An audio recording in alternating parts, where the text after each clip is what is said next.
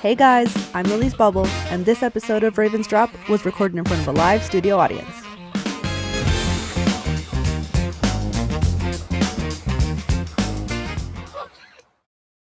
What is up, everybody? I am That So Mac Daddy, and today I have the privilege, nay, the honor of bringing you something very special. Today, I'm going to be having someone on, a very good streamer friend of ours, Lily's Bubbles, all right? They are going to be streaming with us, and let me get them on the cam so that we can see them.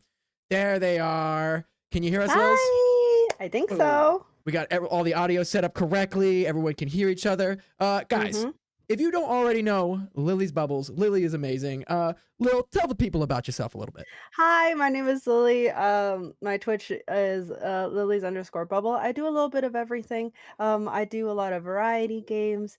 Mondays I usually do community games like Fortnite, Party Animals, other games of the sort. Tuesdays, I sometimes do co-op games with my wonderful husband, Matt. We have been playing through Kirby and the Forgotten Land recently. And then Thursdays are when I do solo adventures. But this week we're hanging out with Mac, doing a solo adventure.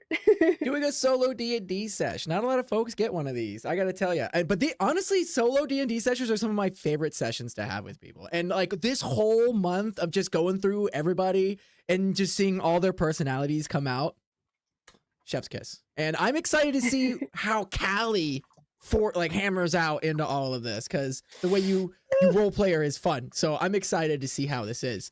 Can you tell us a little bit about Callie, actually? Yeah, so for those of you who have not been able to join us very much for these episodes, my character's name is Callie Sharpe. She is a half elf bard. She was from a barbarian family, kind of a black sheep. I think the rest of my crew would call me the pink sheep of the family.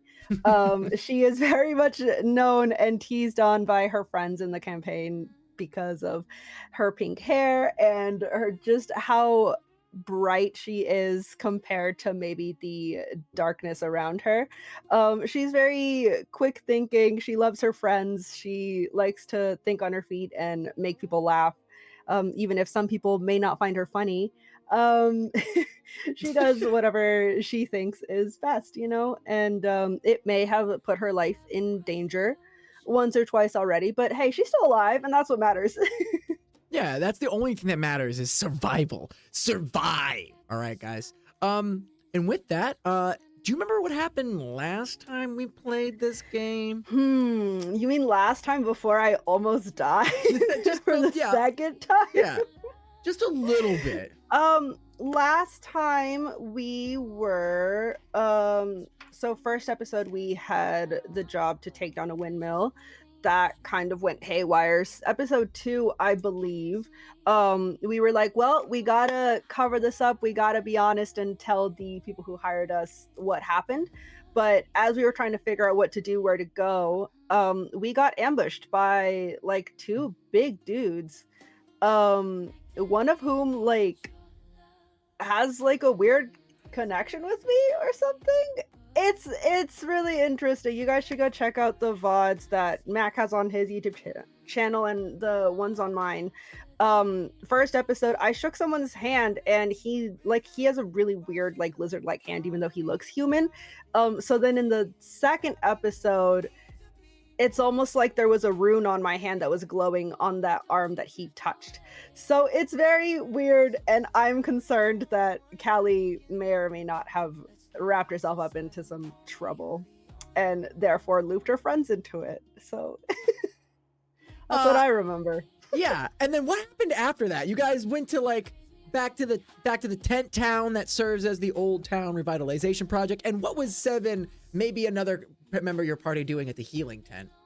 We may or may not have been trying to get Sev a vial of something to help her physical appearance, because during that fight she may or may not have lost her eyebrows and maybe a couple other physical scratches. Yeah, just a few dense bruises, missing teeth, missing hair that she thinks is vital for attracting a mate. So yeah, there was a bit of a problem with that. And then you guys went into the healing tent, and you guys one of your members tried to steal some kind of regrowth formula and May got their have. finger broken. Oh yeah. Maybe. Never shake the cursed hands. All right, and with that, let me pull up my script. So your group scatters to the winds, like Yes. different pieces of leaf that have flown off of a single tree.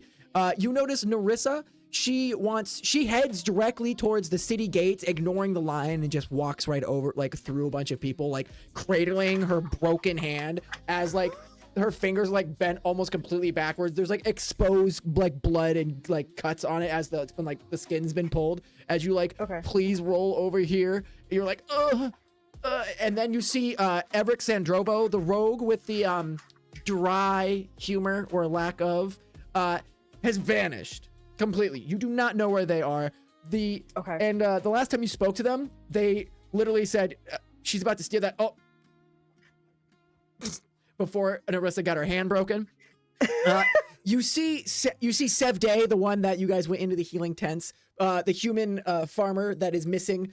Her teeth are like jagged and misplaced because of the very bad healing that the dwarven field medic did to them. They're also missing most of their eyebrows and the entire bangs. Like, you know how mullets is like business in the front and party in the back? There's no business. It's just all like flat landscape, crusty and burnt. And that's why she was freaking out. She just is like blubbering and like reading posters like, there's gotta be something else you can see she like grabs onto one and goes, oh, this has gotta be it. And like runs towards like what looks like to be a bunch of muscular men beating each other up. And you're like, that can't be helpful. That can't be helpful. And then you see your friend D. Montgomery, the half-orc farm. They are walking in a direction towards the rewards tent, like flicking at their red ticket cutty currency that was just earned from your windmill job. And they look inside and you see them start to talk to somebody and then they walk in and you're like, interesting. And as you're standing there holding on to your fresh rewards from the mill job, you are looking around this tent town, and I want you to give me a perception check. Ooh, already. Okay. Thank you for the follow. Okay, this should be active, so hopefully this should work. You said perception? Yes, please give me a perception check. I already forgot where everything is. So when you open up, you'll open up your character sheet. Perception. All right, let's try this. Oh, did you hear the boop? Yep, that sounded like it. That's the boop. We love the sound of the boop, and that's a 16. Okay, all right. That's one more than I originally got. All right, well, you have a +1. Okay, so all right, so you look around, and as you are perceiving the world around you, you can hear the sights and smells of the tent town. There's day laborers who are people that are taking like level 0 jobs of like breaking small rocks and making smaller rocks, breaking big rocks, making them like bigger rocks. And Idle's just giving you advantage to your next roll. Okay, Idle, let's go. Then you see that there are these adventuring groups that are bustling around, mercenaries, monster hunters, everybody that you saw when you first arrived into this city, because the Old Town Revitalization Project is huge. It encompasses all work from slaying monsters to laying roads to rebuilding buildings and all sorts of infrastructure. The road gives way to a trampled grass long before you see something in the distance, what looks like to be another large tent similar to the one where you get your jobs from. However, the one that you get your jobs from is like a boring canvas that has like giant billowing banners to draw the eye. However, the tent that is being raised just off on the outside of the tent town is bright gold and red. And you see what looks like to be a bunch of wagons that started like setting up in like a ring around it and moving things off of. And you see like large like platforms, you see like poles, you see cages of animals, you can see knives, flames, instruments, anything to even like some kind of like nails and rope to potentially keep putting up the tent as helping hands and what looked like to be large people start putting up this tent. Ooh. Can I wait, so is the tent already up or no? It's almost done. It's still in the Okay. process. So like it's mostly as high, but people are still like nailing down like the final stabilizing ropes. Okay, can I kind of make my way over there and look at the animals? Uh, you make your way over to the animals and you see either they're like kind of pushed off to the side in a cluster of cages. You see what looks like to be lions and tigers, or actually, give me. I don't think Callie has ever seen a lion or a tiger, or you've seen wolves, you've seen bears, you've seen elk, you've seen like goats. Maybe you've seen like a mountain lion. Maybe you've seen like a cougar, like a smaller, but you've never seen like a tiger with these stripes and bright orange colors. And you've never seen a lion with this plumage and mane. You also see what looks like to be a giant owl bear, feathers tucked over this monstrous it's about 5 feet tall on all fours. If it were to stand up, it would probably be about 8 to 10 feet tall, roughly a ton. And it sits in its giant cage, and it's just like picking at its feathers and just goes like, oh. As you look at the animals, someone goes, "You like the furry ones, lass?"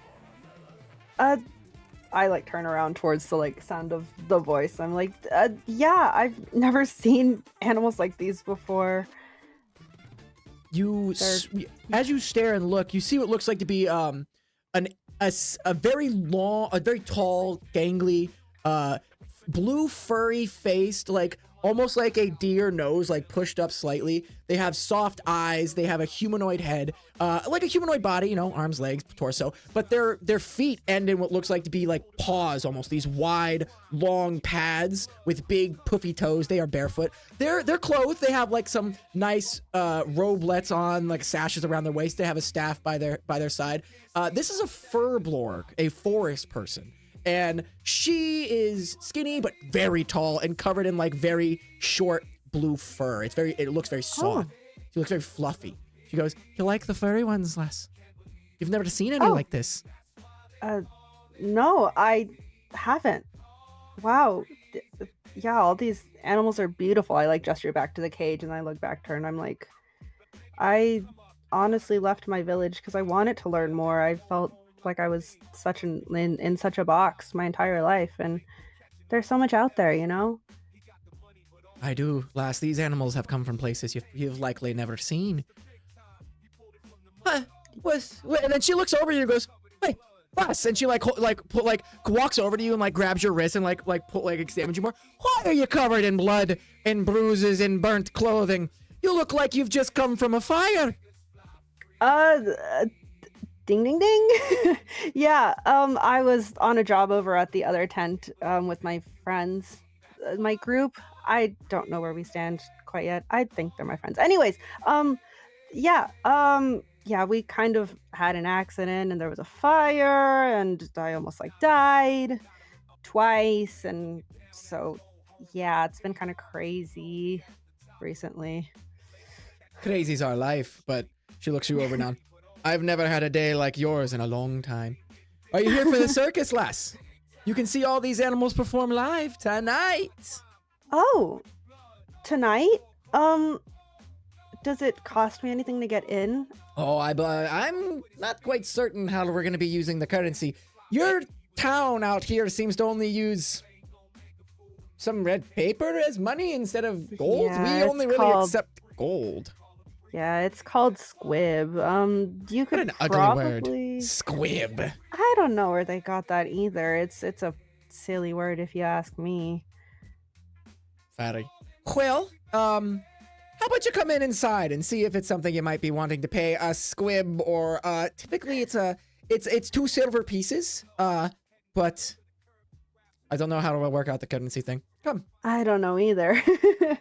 Let me show you inside. And she like opens the tent and you like look inside and you see what looks like to be a halfling man. He has got like a box of like full of knives and he's just like throwing them at like a dartboard, like practicing while everyone's setting up the tents. Like ropes are grown, poles thud into the earth. Someone laughs high and a sharp, and from somewhere overhead, a wagon wheel squeals, metal clinks in rhythmic bursts, and you fully step into the circus. The air smells of hay, oiled leather, wood smoke, and something sweet that you really can't name. Not the smoke of tribal campfires or the clean sap scent of pine. This is layered, crowded, alive. The scent of 100 intentions moving at once, hands bustling, things happening. You've never seen work like this as intricate and as three-dimensional. When you guys as a tribe were doing something like a hunt, it was always moving forward, being on the ground. Everyone's in the air, on stuff, on ropes. The tightrope is being set up. You see what looks like to be a halfling just like casually walking across, checking tightness and like flipping and practicing. You see it bends and they call over to somebody, a little more to the left. The great tent towers above you, impossibly tall. The central mass like a tree carved by giants. Canvas ripples in the wind while a team of workers hauls the last stabilizing lines taut, boots digging into the mud and muscles straining. When the rope's locked into place, the entire structure hums, a deep resonant vibration like a plucked harp string. Inside the open flap, the world is color and motion. Lanterns hang half-lit, glass catch late sun, and scattering fractured gold across sawdust floor. The ring itself still being shaped. Rakes drag across circles into the earth. The Goliath lifts an entire crate by himself as if it were kindling. A halfling scampers along a rope above, tying knots with their teeth while humming softly. You hear music. Not performance, not yet, but tuning. A violin tests a high note that quivers like a dragonfly wing. The drum thuds twice. Somewhere someone runs scales on a flute, each note quick and bright. Behind a partition of painted wagons, animals shift in their pens. We already went through the animals. You haven't seen a festival like this before. You know tribal rites you've seen with like painted dancers and bonfires under starlight, but you've never known spectacle like this. This is a gathering. This is a machine of wonder. Yeah, I don't know if she's walking next to me, but I kind of look at her and this is incredible. I've never quite seen anything like this. You guys just set up shop and just put this up and move around all the time? Oh, a little more than you'd like, sweetie. It doesn't sound as luxurious as you make it seem. Well, it looks really impressive, though. I'll give you that. I have a lot of respect for you. A cart of mirrors roll past you, catching your reflection in the shattered features. Wide-eyed, wind-tossed hair, hands still dusty from the road, and in one shard you look like a small child next to this large creature. And you can see you are just absolutely caked in blood still. You're just like, ah. Just like, oh, I didn't realize how bad it was. Oh. Is there anywhere I could freshen up, maybe? Oh, well, in the distance you hear, where's that goddamn bard? And you see the half-elf just like drop his crate of knives on the ground and is like, we're supposed to be practicing. Where is he? And he takes the knife he's holding and he like throws it like 30 feet and it hits the center mass like dead center. Well, he's scary. Who is he? What are you guys, what's going on? Yeah, well, we seem to be missing a member of our troop recently. They went out the other night and have not returned. You see that the half-elf look at you and go, who are you? He says evenly, voice low and smooth, and he like has another like knife in his hand. He goes, why are you covered in blood? Sorry, I just kind of was walking over to look around and stuff, and I met what was your name again? She kind of like she looks over and goes, Hail, be nice. She is but a child. She knows nothing of our world. Don't be mean. Be nice. And he goes, he kind of walks up to you and goes, do you like the circus? I don't know. I've never been to a circus, I guess. You've never been to the circus? No. He just says like incredulously. No, we never really got anything remotely like this back where I'm from. And he looks, the half-elf looks over at the floorboard and goes, Mother Thistles, where did you find this one? She goes, not from the woods, just outside, I promise. Yeah, sorry, I was over there by that other tent and my friends all kind of disappeared, so I just got curious and walked over here. I hope I'm not intruding or anything. He goes, no. Um, he goes, look, we are supposed to be practicing, and unfortunately, our other bard does not seem to be here. So unless you know somebody that is good with music, this might not be the best place for you to actually be. And he like looks over at Mother Thistles, who just kind of like shrugs. That you get the impression that she might bring strays around. Oh, I mean, I don't want to bother you guys, and I don't know what kind of music you guys do here, but I don't want to speak too highly of myself and disappoint you, but I am a bard, and I kind of like pull out my little like lute from like behind my back from under my cloak.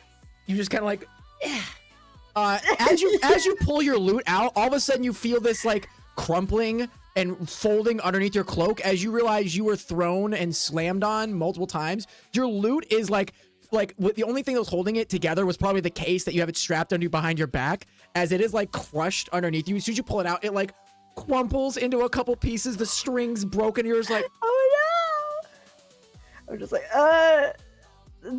well, I don't have my lute anymore, which is really unfortunate. My brother gave me that, but if you have something I could play, I have fiddled with a couple of things. Unintended. A figure in a crimson coat steps forward from the deeper shadows of the ring. And let me bring you to the next map. I've been hoarding this map from you, but I don't know why.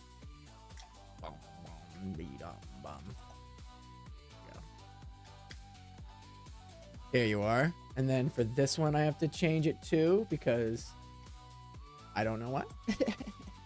It just be like that sometimes. Move this one slightly this way. Bring all my stuff back up so I can see what we're doing. Am I supposed to be seeing this nameless one, by the way? Like Callie, Sharpe, all of my... What is the nameless one? The nameless one? It like has like human neutral level 1. I don't know if you can see it on my stream. Yeah, let me look at your stream. Oh, that's your character sheet. Yeah, you can exit out of that. Okay. That's the character sheet in that game. We don't have your character sheet like loaded in that game. Okay, because it doesn't like... What is that? Yeah, I don't know why it popped up. Let me look through your character. Yeah, you shouldn't have anything. The nameless one. I don't even have that in your guys' handouts. All you have is the poster. Nameless one. I was like, oh, this is ominous. I don't know.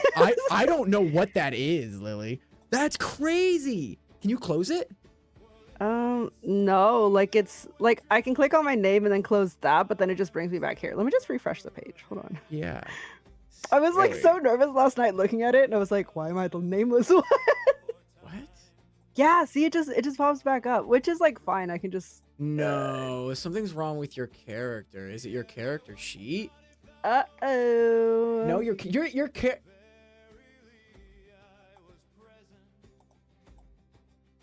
character's named though on the character sheet. I don't know what that is. Yeah, I haven't done anything here, so I don't know what's... Can you get it off your screen? Not really, and it's huge, and I can't change the shape of it, unfortunately. What the heck? Let me. All right, hold on. What is that? I'm about as spooked as you. Here, I could also... Let's see.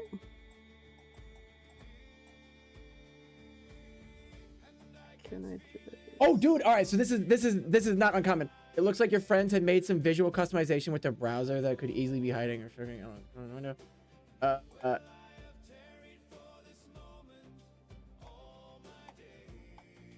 All I did was put this on Firefox, and then that just appeared. Can you disable the extension you just downloaded? Wait, you said you did that this morning, so it was happening before you did the extension, right? Yeah. Do I need to have the... Oh, I see.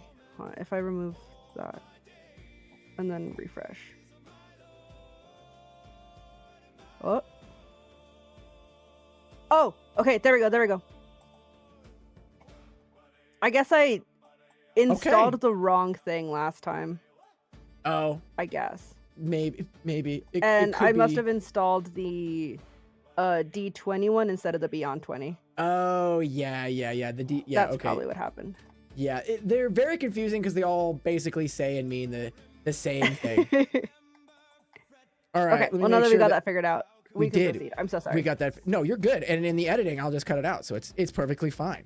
Like it Ta-da! never happened, guys. Nothing And ever goes wrong, guys. And it never happened, guys. Okay, so everyone's back up. All right, so you find yourself in this tent. Back to my script. And so you're holding the broken remains of your loot in your hand, and you go, ooh. No. The crowd parts as this figure walks up to you. They seem to be a bright red tiefling.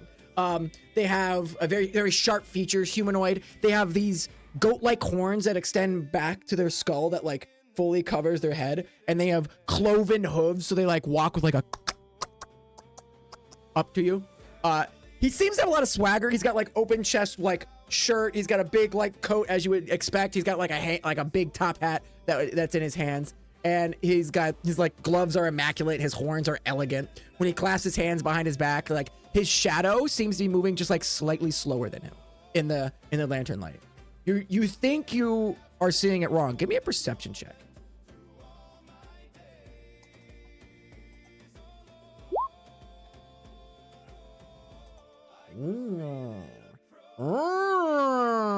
Okay, so with that, you definitely see like his hand moves and then his shadow moves. Like there's like a delay in his stream like to his shadow. There is like something's not right, and you're like, you like pop out your eyeballs, you rub them on your shirt, you put them back in. So he's walking up to me at this point, right? Okay. But he hasn't said anything, right? Not yet. He's walking up to you, and like everyone's like and everyone looks at him, and you see the half elf go. She says she plays, boss. His gaze settles on you, not on the blood, and on the way you stand despite of it. He goes, interesting. He steps in the ring, boots whispering through the sawdust. He goes, you appear as if you have survived something. Yeah, it's been a crazy day, 2 days. There's been a lot happened. I've passed out multiple times, so I don't really know how many days it's been. He goes, yeah, like a small smile, like touches his lips. He goes, our second bard appears not to have survived punctuality. A few nervous laughters like flicker and die. He gestures towards the instruments laid carefully near the edge of the ring. A lute polished with amber, a violin resting in a cradle, a hand drum, and a set of pipes wrapped in cloth. He goes, tell me, you said you can play?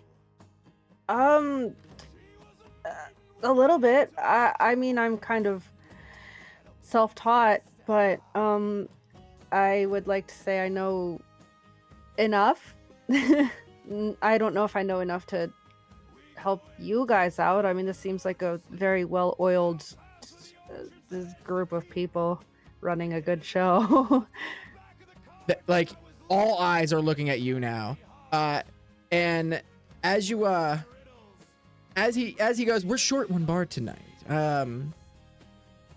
We do not require perfection, we just require presence. Would you perhaps be able to fill in tonight?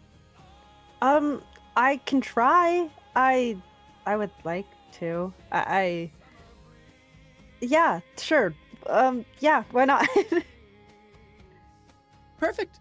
And then you hear like a violin like go like as if going off note, and you're like, and you see walking forward from behind you is a pale-faced, very like platinum blonde female, a woman. She is dressed with like black silks and like very fine details that cuffed around the wrists. They like slit around the legs for like movement, and it like flows around her.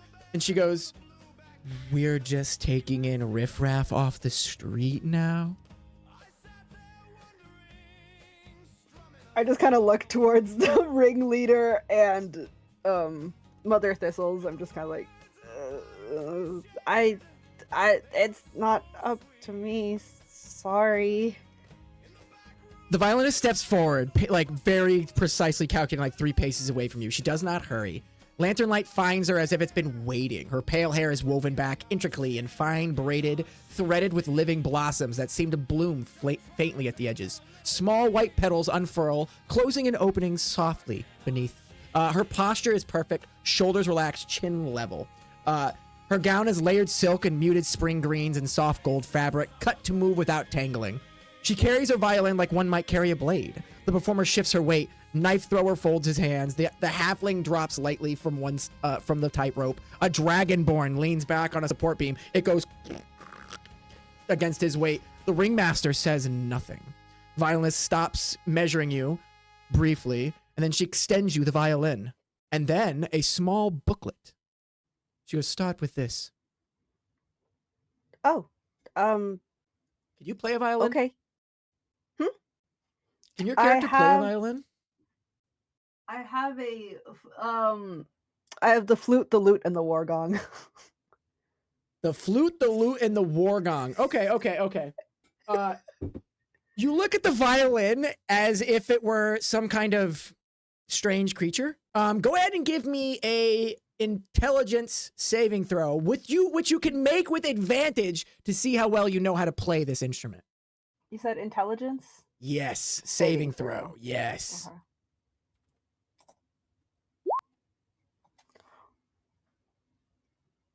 Okay. So it's a good saving throw. Now you can use the advantage that Idle gave you, or you can just be like, nah, I'm gonna hold off. I'm good. I think I will hold off on it for now. I'm doing well right now, and I need to save my life these later. rolls are actually kind of crazy, so you keep rolling. So as you look at the violin, even with your high intelligence, this thing doesn't have frets on it.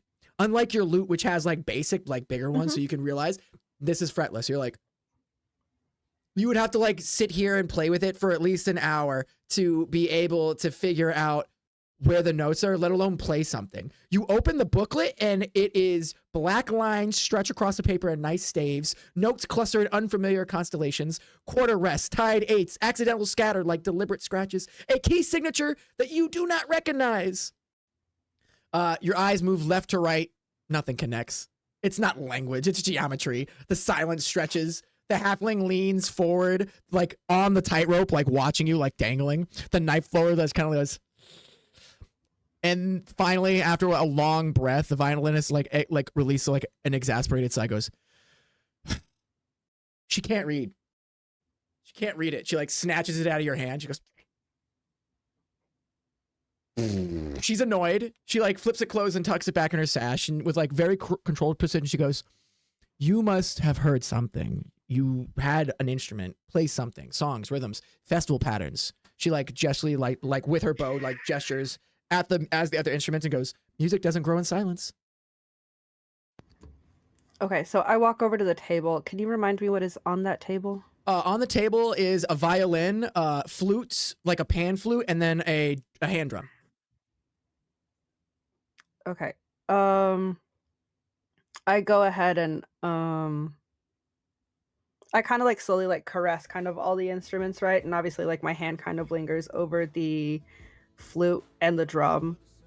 At this point I'm kind of thinking, well, I know how to do both of these, but these seem like pretty high people to impress, so I probably shouldn't do the drum because how much can I do with the drum?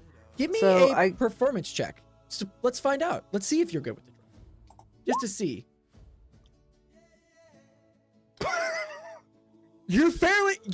You know music. You come from a tribe of orcs. You might not have true, like actually. High class like or high thought music theater, but what you or music theory, but what you do have is probably some damn good beats to dance around in a campfire at starlight. If you wanted to play some people, maybe something more familiar would work. Okay, so I end up thinking it over in my head, and I do end up going with the drum. I typically don't play that kind of drum, but how different could it be? I mean, yeah, go for it. All right, so you pick up the drum and you see like the violinists go. Okay, and go ahead and give me another performance check, and that will be you actually playing it. Okay. No way. The duality of the dice, Lily. Oh my goodness, this couldn't have happened at a better time. You come up and you spin the hand drum around a couple times, like do like a funny flourish with it, and everyone's like, okay, what's up? And you just go like this, bong, bong, bong, just one at a time. The worst part about that is I have a +5 for performance, so I only rolled. So actually, technically, you still have advantage. Are you talking about like advantage with the stuff Idol gave, or? Yeah, you can have that advantage still. You never used it, so if you wanted to roll again and not take the critical failure, it's up to you. I will take it. Okay, so go ahead and roll one more time, and I can get rid of that. I can't do much worse than a 6, right? No, actually, that is the lowest roll that you can do with performance, factually. Okay, so I just roll for performance again? Yes. Okay, I like... I just like a memory wipe them, and I'm like, let's try that again. Yeah, you just get him I need you to look right here. Hit him with a neuralizer. Oh my... Ah! You didn't do worse than the 6! The gods have determined you play badly, Callie Sharpe. As you bring your hand down, like your nail gets stuck inside because it's like chipped. You have like maybe like a wood splinter in it too. You just go dunk and it gets stuck into the tiny little like skin of the drum and it like punctures it and you just see the violinist go. She goes, "We're cooked. We're cooked. You can't even drum. She can't." I love that "we're cooked" as a phrase in this world. Yeah. We are roasted. We are flamed. We are about to be charred, broiled. We are braised. We can't do this. They're about to roast us over the fire tonight. We can't. And then you see all the performers are like, perform with no music. Why can't you cook? Anyway, all right. So the drum didn't work. You could double down and you could try to prove them wrong. The lute's still behind you. The lute's still behind you. And then the violin, the flute behind you, excuse me. I very awkwardly put the drum down and be like, hold on. That's not the last one here. I'm just okay. I like pick up the flute. Just like all right, so go ahead and give me another performance check, and let's see how you flute. Let's see how you toot toot. With the flute! The flute is good, and now that the nervousness, you are just like hoping that you can keep a steady breath. At first, you're like, sorry. You start doing that scene from the Anchorman where you start doing a little jazz flute stepping over tables. You start like hitting some notes and you're like, there's like a weird rhythm to it. And as you like feel it in your grip, you're like looking around and like people are like nodding their head. They're like, okay. It's like at first it's soft, like a steady heartbeat pattern. And as you're like really starting, you see people are kind of like, all right, she's playing the flute. You begin to like build up. You start to increase the pattern. It's unexpected, sliding between like different rhythms, and there's accents and falling, and it's not your normal music pattern that is like typical rhythm theory. It's got breath to it. It's alive. It's got its own kind of vitality. The dragonborn like tilts his head and goes, "Oh, okay." You see the halfling going. I'm like starting to get confidence, so I start twirling as I'm playing. Oh yeah, give me a performance check with advantage because now you are performing. Truly, this is really it. When you can dance and you can play at the same time. Well, unless you're like not using your mouth to play the instrument, then you can sing and dance and whatever. So it's performance again? Yes, please. You're gonna be doing a lot of that. You're a bard. Yeah, that's fair. You're able to keep like rhythm. You're not losing your breath as you're moving around. There's like some hips, some feet. You're like walking over to the violinist like, told you I could do this. I told you I could do this. You start hitting some like like really you start making like animal interpretations. There's like twiddling of birds that you've heard out that you can like mimic on the flute. That's probably why you were used. You were like used to using the flute is to make animal sounds, like during hunts. That's your thing, and you started making like sounds that you weren't supposed to and got in trouble. But in this, instead of being yelled at, people are surprised and like, oh yeah. And then after you're finally done, the like silence. The dust settles for a moment. No one moves, and then the halfling. It's like exhausted. Just like... You're standing in the center, like hand raised, flute in the air, just like, and you see the halfling go, oh. The dragonborn gives like one nod, just. The knife thrower, the half elf kind of smirks and goes, all right. And the violinist has not moved, but something in her expression has shifted. Not softness, but respect. She steps forward slowly. Your rhythm forward, she says. She studies you as if we're calculating. You bend scales between minor thirds. The faint bloom in her flower like returns to her hair. You're using additive meter without continuing it. She like folds her hands lightly and she's looking around you. That's not accidental. You don't read, but you understand. She puts her violin. She goes, if you play, she starts like pacing. She's like, if you play in D minor, and if I were to let you, we could do this without. She goes, all right. She puts the bow and like puts it against the flute and picks it back up for you. And she goes, I'm Taretha of Neverwinter. I am the violinist of this troupe, and I need someone that can duo and play drums. You said you could play the drums, though we have not seen that, but your flute's pretty good. Roll another performance check. She goes, impress me again. And she starts like playing something, and she's expecting you to duo with her. So it's like a quick beat's like bump ba bum bump ba bum bump bum bump ba bum bump ba bum bump. You are not expecting to go into full like improvised song making, so you're like, tweet. You start like. Whenever you're put under pressure by a baddie, you seem to just fold. I'm not gonna lie.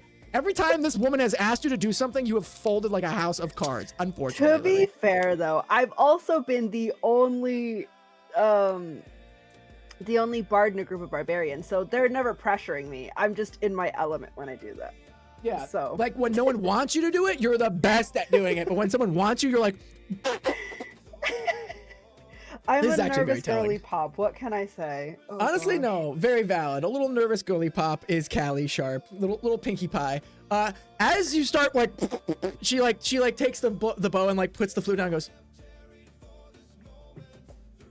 She takes off her glasses weird because of her hat and it's hurting her ears. And she goes, you know you're going to be performing for people, yeah? Lots of them. So does that mean I got the job? Come on. We're going to have to work on it. She like brings you to the side and goes, we need to get used to you and the rest of the acts. All right. So we're going to learn about some of the acts and you're going to see where you can improvise with me. You can't read what I have. So we have to make up everything new. So, who do you want to talk to first? As you look around, you can see, let me go to the board so I can highlight some folks. Shift, there you go. This is a gnome, like clown. He's dressed in bright colors. He's got like a big beard and it's all tasseled up in different directions. He's got makeup all over his face. He seems to be gathering like things that would look like for juggling, maybe some like fruit for throwing. This is the half elf knife thrower that was making a scene about the other bard not being present.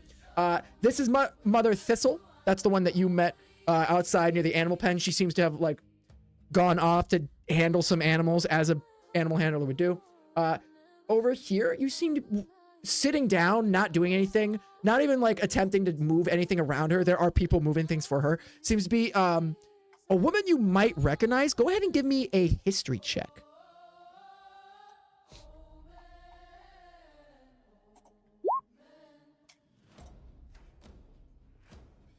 She looks familiar. You can't place it, but you saw her in the tent town somewhere. You don't remember. You're like, which one did you highlight? It like didn't show me. Oh, that one. Okay, okay. Yeah, they are a very tall woman with like almost completely gray white skin. They have completely white eyes and white hair. Like not gray, but actually white. They are pale, almost albino looking. They're in an all black dress, and they seem to have some kind of like orb that they are like kind of touching. Okay. Can we go over to her? I feel like I know her for whatever reason. Oh, you know Madame Sarifa? Oh, I don't know. She looks familiar to me. You've never been to a circus before? No. Sorry. I feel like that's maybe embarrassing. I feel like a lot of people are shocked by that. No, I haven't. I was over at that other tent though earlier, with my group, and so maybe she was there and I recognize her from there, but that would probably be the only place. All right, well, we'll go talk to her. And as you approach, like the violinist takes on a more of a like respectful tone. He goes, "Madame Sarifa," and you see the lady raise a hand and like put it out, and you see the violinist like take it and like squeeze it. He goes, "I've brought someone." She goes, "Ah, yes, I knew she would be here. Do you remember me?" No, ma'am, I don't. I'm sorry. Where did I see you? She holds out. She like pulls her hand in her pocket and produces a silver ring that looks small, very fine, very nice, and she hands it back to me and goes, "Your friend, the pretty one with the mouth. Give that back to her. I may have stolen it from her." Oh, okay. I like kind of like take it, just trying to figure out which one, but I kind of just assume it's Narissa because she's the only one who has jewelry. So I just kind of like, oh, I'll slip it back in her stuff at some point. She'd probably be upset if she found out this was gone. Thanks. You put the ring, you like fit the ring on your hand. You're like, "This is really pretty." You're like, it fits over one of your fingers. You're like, just like a shiny goblin. You're like, It's true. Callie does not have many things in life. No. And Narissa might not even notice this is gone. You spent 2 days with her. She didn't complain once, and she looked at her hands a lot, studying her nails, not doing any work. That's true. Okay. She also did not notice. Now. Yeah, you put it on. You're like, "This is nice." And she goes, "I knew you'd enter this tent. I'm glad you have arrived. This tent is your crossroads. Choose a path. Choose someone to train you here. They will see you to your next destination." Oh, whoa. Crossroads? I mentor? Hold on, wait. Like, I don't understand. I mean, like, superficially, duh, I guess.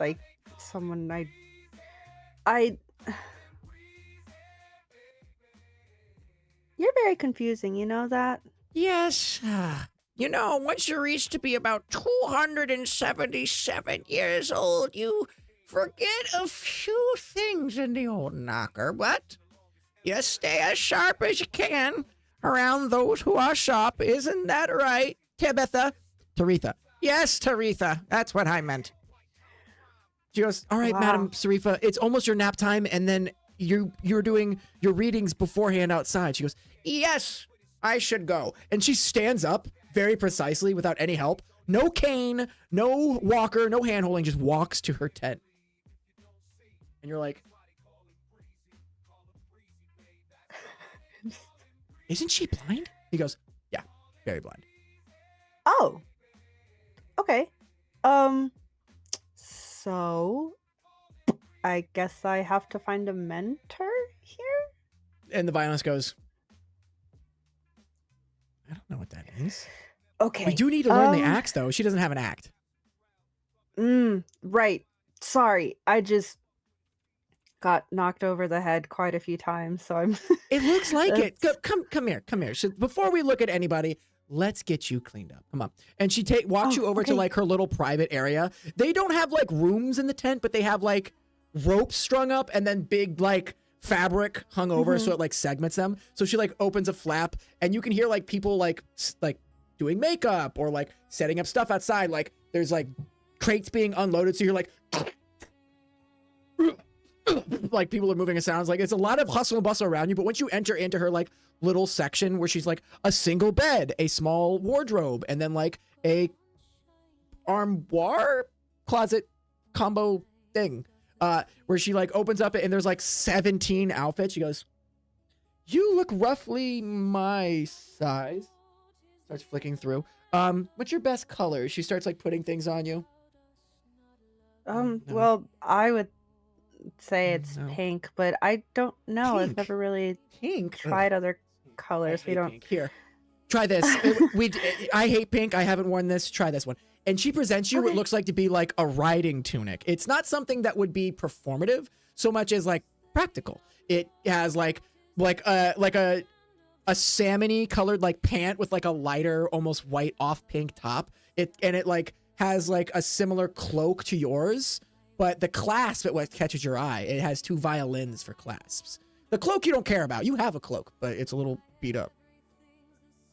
Oh, do you think I could wash my cloak? I mean, I appreciate the outfit in general. It's a nice change of pace. I've been wearing these clothes for who knows how long before the last couple of days, and I mean, obviously, right now they need to maybe be gotten rid of. They probably smell terrible. You smell of fire, of whatever that plant excreted on you. You smell of riding for days, sleeping in your clothes, sleeping in an abandoned temple of Palor, so musty, moldy, kind of like earth and mud and blood, and a lot of bodies pressed together. And also, like, as much as we like to think that everybody here is clean, and we know all the streamers that play these characters are clean, you guys are in like the medieval times. You guys don't bathe often. Okay, Nerissa definitely does. Nerissa definitely bathes often. But not everybody else does. All right, not everyone has the connections that she does. So you do Plus, stink. Callie's from a family of barbarians, so she's totally okay with this. Absolutely. She goes, it's, honey, you smell right. Let's get the bath going. And she like walks out back and she's like walks up to the Dragonborn and she goes, like, she like waves at him, and you look over at this Dragonborn, and he is huge. He's probably like 6 foot tall, but like big belly, not like lean muscular, but just like big shoulders, big belly, big face, big neck. He just looks like a big Dragonborn, like almost like more of like a Komodo dragon and less dragon. And she goes, "Zorak," he rumbles. He like walks over. "What's up?" He goes, "Can you heat up some water for us?" He goes, "My throat is killing me as it is. We have practice in under an hour, and we have a whole show tonight." She goes, Well, she looks over to you. Yeah, she looks over to you. Oh. Go ahead and give me a persuasion check with advantage because you're both doing it. Okay.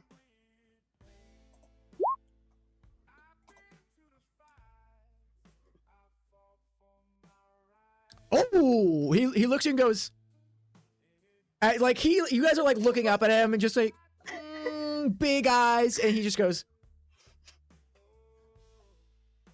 "Oh, all right, I'll get it." And he walks over and she goes, "No, he'll take care of everything. Okay, let's go get you a towel."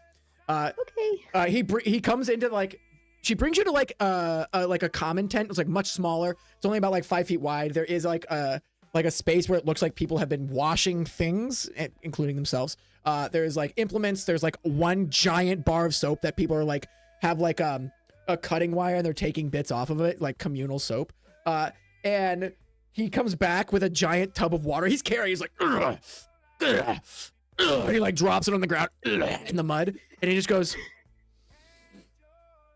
he like takes his hands, he takes a big chest full of air, and then he breathes fire, but like not just any type of breath weapon. Usual fire breathers or Dragonborn, they have like a single gout of flame that comes from mouth. His erupts into a large cone, and he's able, and then like with his lips, he goes like, he like starts controlling the flame to like narrows it down to like a single segment, and it like produces an even hotter, bluer flame as he's like bubbling into the water. He's like, there's like, it starts bubbling, and then after like a couple seconds, he goes, he takes his snout out of the water and goes, and like steam and smoke start coming from his nose and his mouth. He goes, he puts something in his mouth. He goes, he starts like rotating it around. It sounds like it rattles against his teeth. He goes, all right, let that shut for a minute. And then he leaves. And he just leaves. She goes, thank you, Zorik. He's such a dear. Thank you. All right. Wow. Naked up. Let's go. And she like turns around. Okay. I like slowly like take off like my cloak. I like didn't realize like how caked with like blood I was that I'm just like like trying to peel stuff. Crunch, crackle. There's like sap buildup. It's like burnt. So like things are just kind of like falling off at some points where like tassels are burnt. And you're like, oh no. I would also say you've been wearing this clothes since your last growth spurt. So years. You've been wearing these clothes for like 10 years, like only solely. They've got they're like, wholly patchy. I'm like already trying to like squeeze myself out of my shirt, you know, like. You might have gotten like a little more muscular than you were when you were like a teenager because you live in a barbarian tribe. So like it doesn't fit you right. You're just like. I just like ask her, do you have scissors to maybe speed this up? I don't want the water to get cold. She just like goes behind her and just like holds back a knife to you, just like. I'm like, oh. Okay. There's like, just like, like popping sounds of. You're like, oh, you're down to your unders, and you get in the water, and you're like, this is it's hot too. It's like a hot bath. You've never had a hot bath. Really hot bath, yeah. Because usually it's like the tribal leader gets the hot bath, and you get like family bath time. So you get like the lukewarm water, and you're like, this is amazing. And she throws back. She like walks over, like chunks out a carve of the soap, like reaches back to you. She goes, I'm gonna get you in 20 minutes. Get nice and scrubby, okay? And then she leaves. Okay. Have you ever taken a bath like this before? 4th generation bath is tough. Are you asking me, Lily, or me, Callie? I'm just asking Callie. I am very, very sure that Lily knows how to scrub herself. But has Callie ever experienced soap? I think I would like to think that maybe Callie has, considering she's left her village for a while at this point, she's been wandering around. Maybe she's made some friends who have maybe taught her how to clean herself a little bit better than when before she was at the village. Yeah, just mud and sticks and whatever flowers you could find to make you smell better. Yeah, so I would like to say that she knows at least a decent bit, but she's never truly had like maybe a hot shower, a hot bath as hot as this. So she's actually able to. You're just like. Maybe like slop the mud off of her truly. Oh yeah. As you start scrubbing and it starts hurting, but it feels good because you can feel like layers of dead skin and mud just come off. You're like you're like a lighter color because of like all of it protected you like a sunscreen. You're like, oh, look at that. Huh. After about a couple minutes of you scrubbing furiously, the water around you is completely brown and you're like, ugh. You stand up and grab one of the towels. It's soft. It feels nice. It feels good against your face. You've never experienced a soft towel before. You're like, I just like put it on my face. I'm just like inhale it because I've never had like a truly clean piece of clothing. Mm-hmm. It smells. But this isn't like like wash clothes. So it smells like the sun. It smells like the wind. It smells like hand wash and air dry. It smells. You're like, oh, nice. And as you're like putting your face in the towel. In comes Taretha and she goes, "Are you okay?" And you're like, yeah, sorry, I can't remember the last time I had a truly hot shower and a clean towel and clean clothes to change into. So this is all kind of new to me, both the shower and the circus. Just a whole bunch of firsts around here. Sorry. Just like continue to kind of like she like you dry yourself out. She's like, you've never been to the circus. You've never had a hot bath. Where did you come from? And then she looks at you and she realizes you're yoked for a young, like Like, player. it was like mildly like sleeper build is what I think Yeah. Callie is. You know what I mean? Very, very. No, the thing is, like, it's sleeper because no one expects the pink, like, loot haver to be yoked.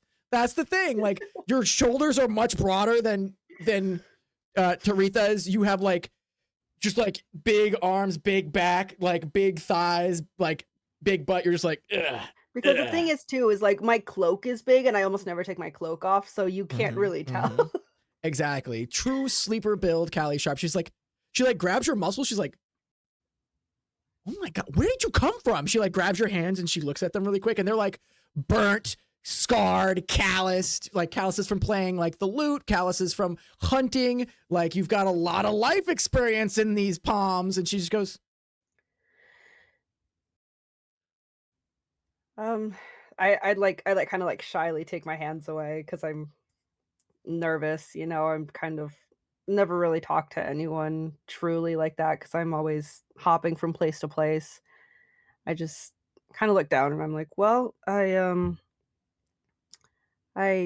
uh I was from a town of barbarians and I mean I'd like to play music and that wasn't really the thing, you know. Um so I've just been kind of wandering around.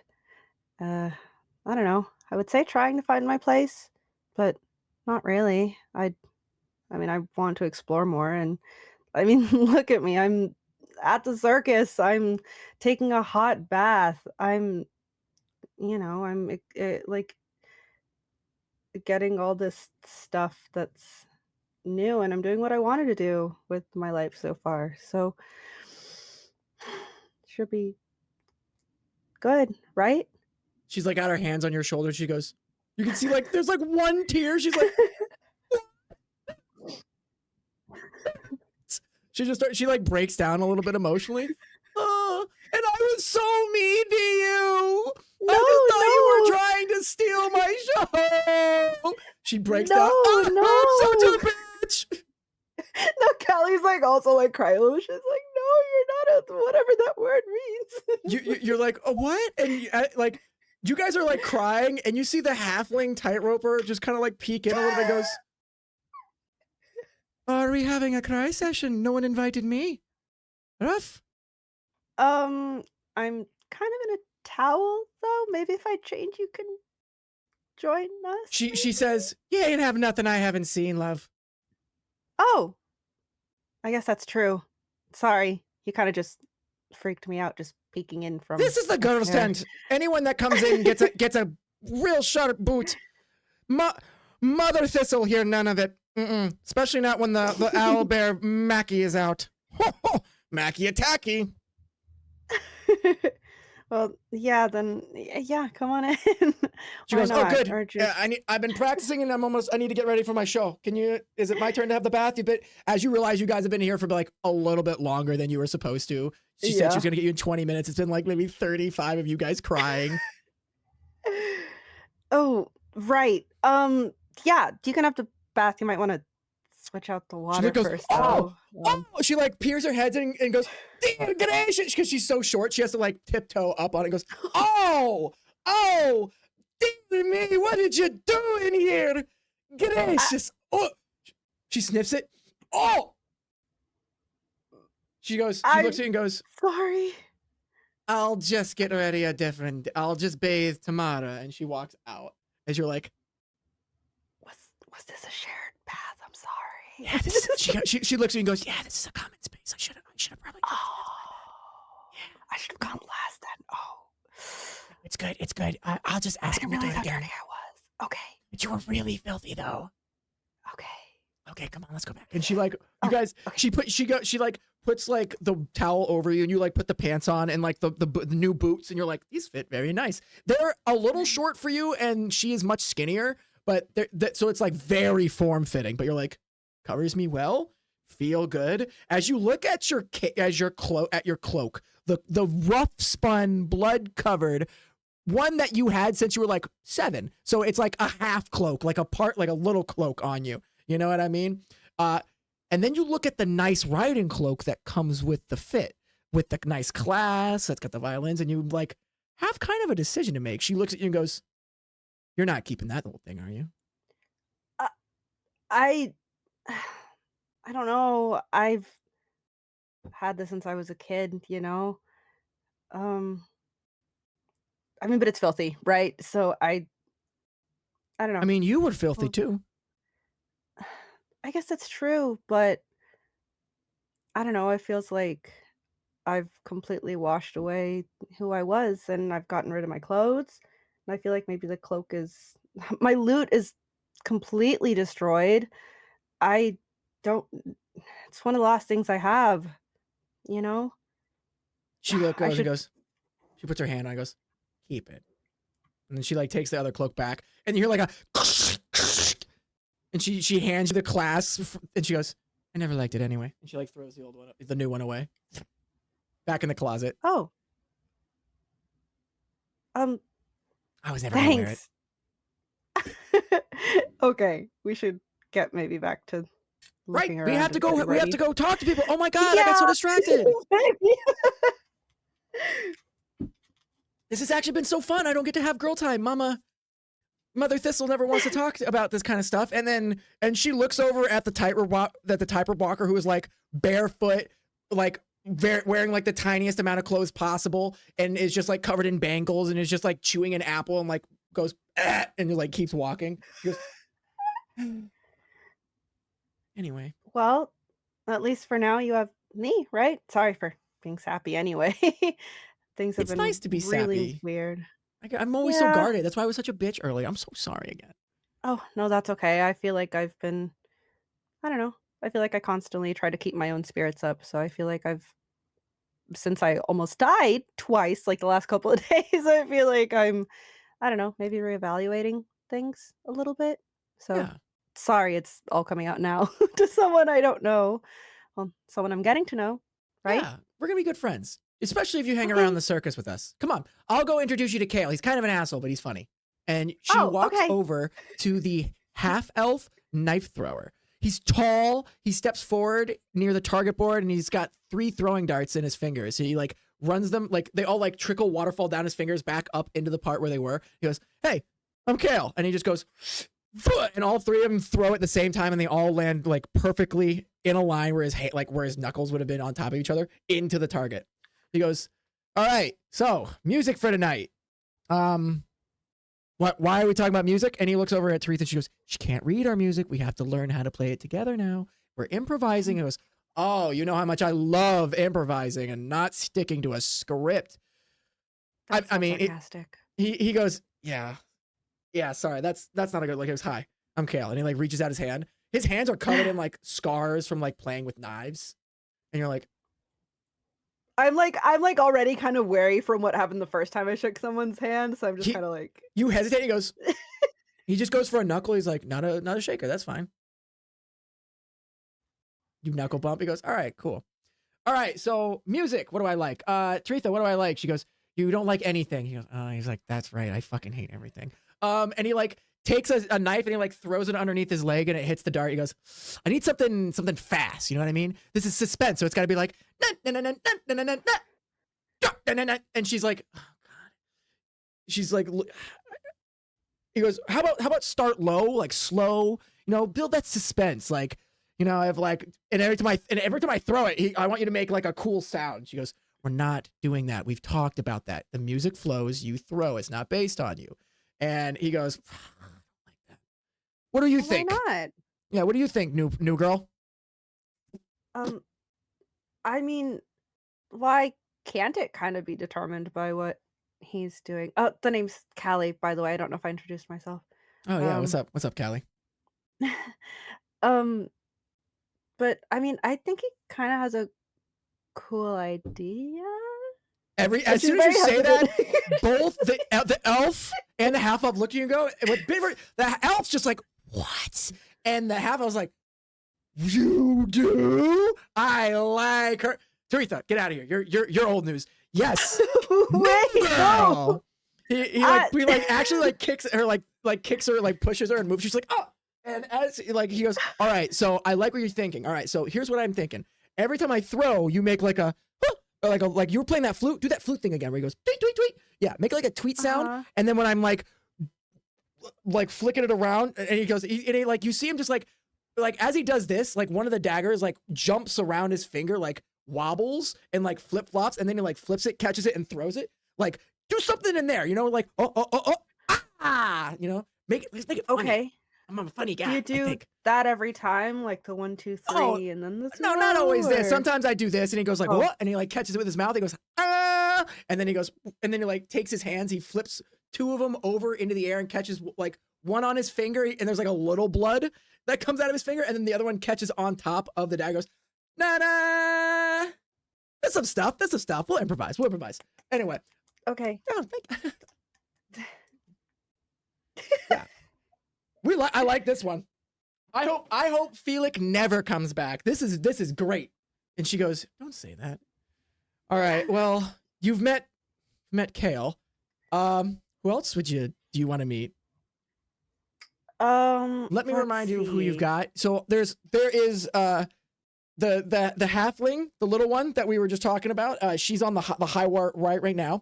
You see Zorik, the dragonborn male. He seems to have like a big fire like brazier in front of him with this big blue flame, and he seems to be like putting his hands in it. He seems to be like breathing it in. Then you also have the beast tamer, Mother Thistle. She's like petting there's like a lion that she's like petting the belly of, and he's like big catting like her hands, but she's huge and also covered in fur. So like even if it's like play like nibbling at her hand, she's like, oh, big baby boy. You also see a couple people that didn't necessarily make themselves known. You see in the back of the group, very far end, is someone juggling like knives, daggers, swords, various fruits, weights, bricks at like the same time. But at the same time, they're like talking to themselves, but you see their face changes. They look like a human. The next they look like a half elf. The next they look like an orc. They keep changing a race of their face. You don't know if it's magic or if it's an ability. You also see the gnome clown that we talked about. He's like seems to have gathered all his props. He has what looks like to be like a crown, a sword, a shield, a pony show kind of going on. He might be doing his own like single man joust, it looks like. And then you've also got the strong man. You have the giant Goliath man. He's got this big like lift gut, just huge pectorals. He's got like a big belt that looks like a WWE wrestler's belt and like fake gold and fake gems like all around it. And he's like lifting stuff up. He just looks like he's working out. He's like doing shoulder press. And there's like 2 different orc men that are sitting in barrels that are just like eating while he's doing this like. So who do you want to look at first? Also, I'm gonna be completely honest. Looking at our timer, depending on how the rest of these go, I might have planned for a little bit more than 2 hours though. We are totally fine. I am okay. I'm down for the full story. Okay, but in story, Callie's asking Taretha, do we have enough time to see everyone? Everyone looks so interesting. Yeah, we probably should make it quick. We just need to get their explanation of what they want. We don't need Kale. She like death stares like, and he's like practicing. You see him going like, what if I did this? You think she could? And like he starts like thinking of stuff on his own. He's like, we don't need him taking up the spotlight. This is our improvisation, not his. Okay. So let's go talk to the rest. Who do you want to go to first? I think we should talk to. And then she goes, and then she points up at the high wire. Okay. Yeah, let's do that. Yeah, we should go talk to Brindle. She's probably going to be the one that wants the most creative control over the process. Let's go talk to her. You guys walk over to the high rope, and it's about 30 feet in the air, and like looking down at you is Brindle, the halfling. She's got like a messy hair that's in one long braid. She's wearing like very like flowy like very see-through like capes and like pants, but like she's got like cuffs at the bottom. She's got like a leotard kind of situation going on. And not Brindle. And she chirps at you guys for like barefoot from the top rope. If I fall, you keep the music steady, yeah? It's like a joke. You're like,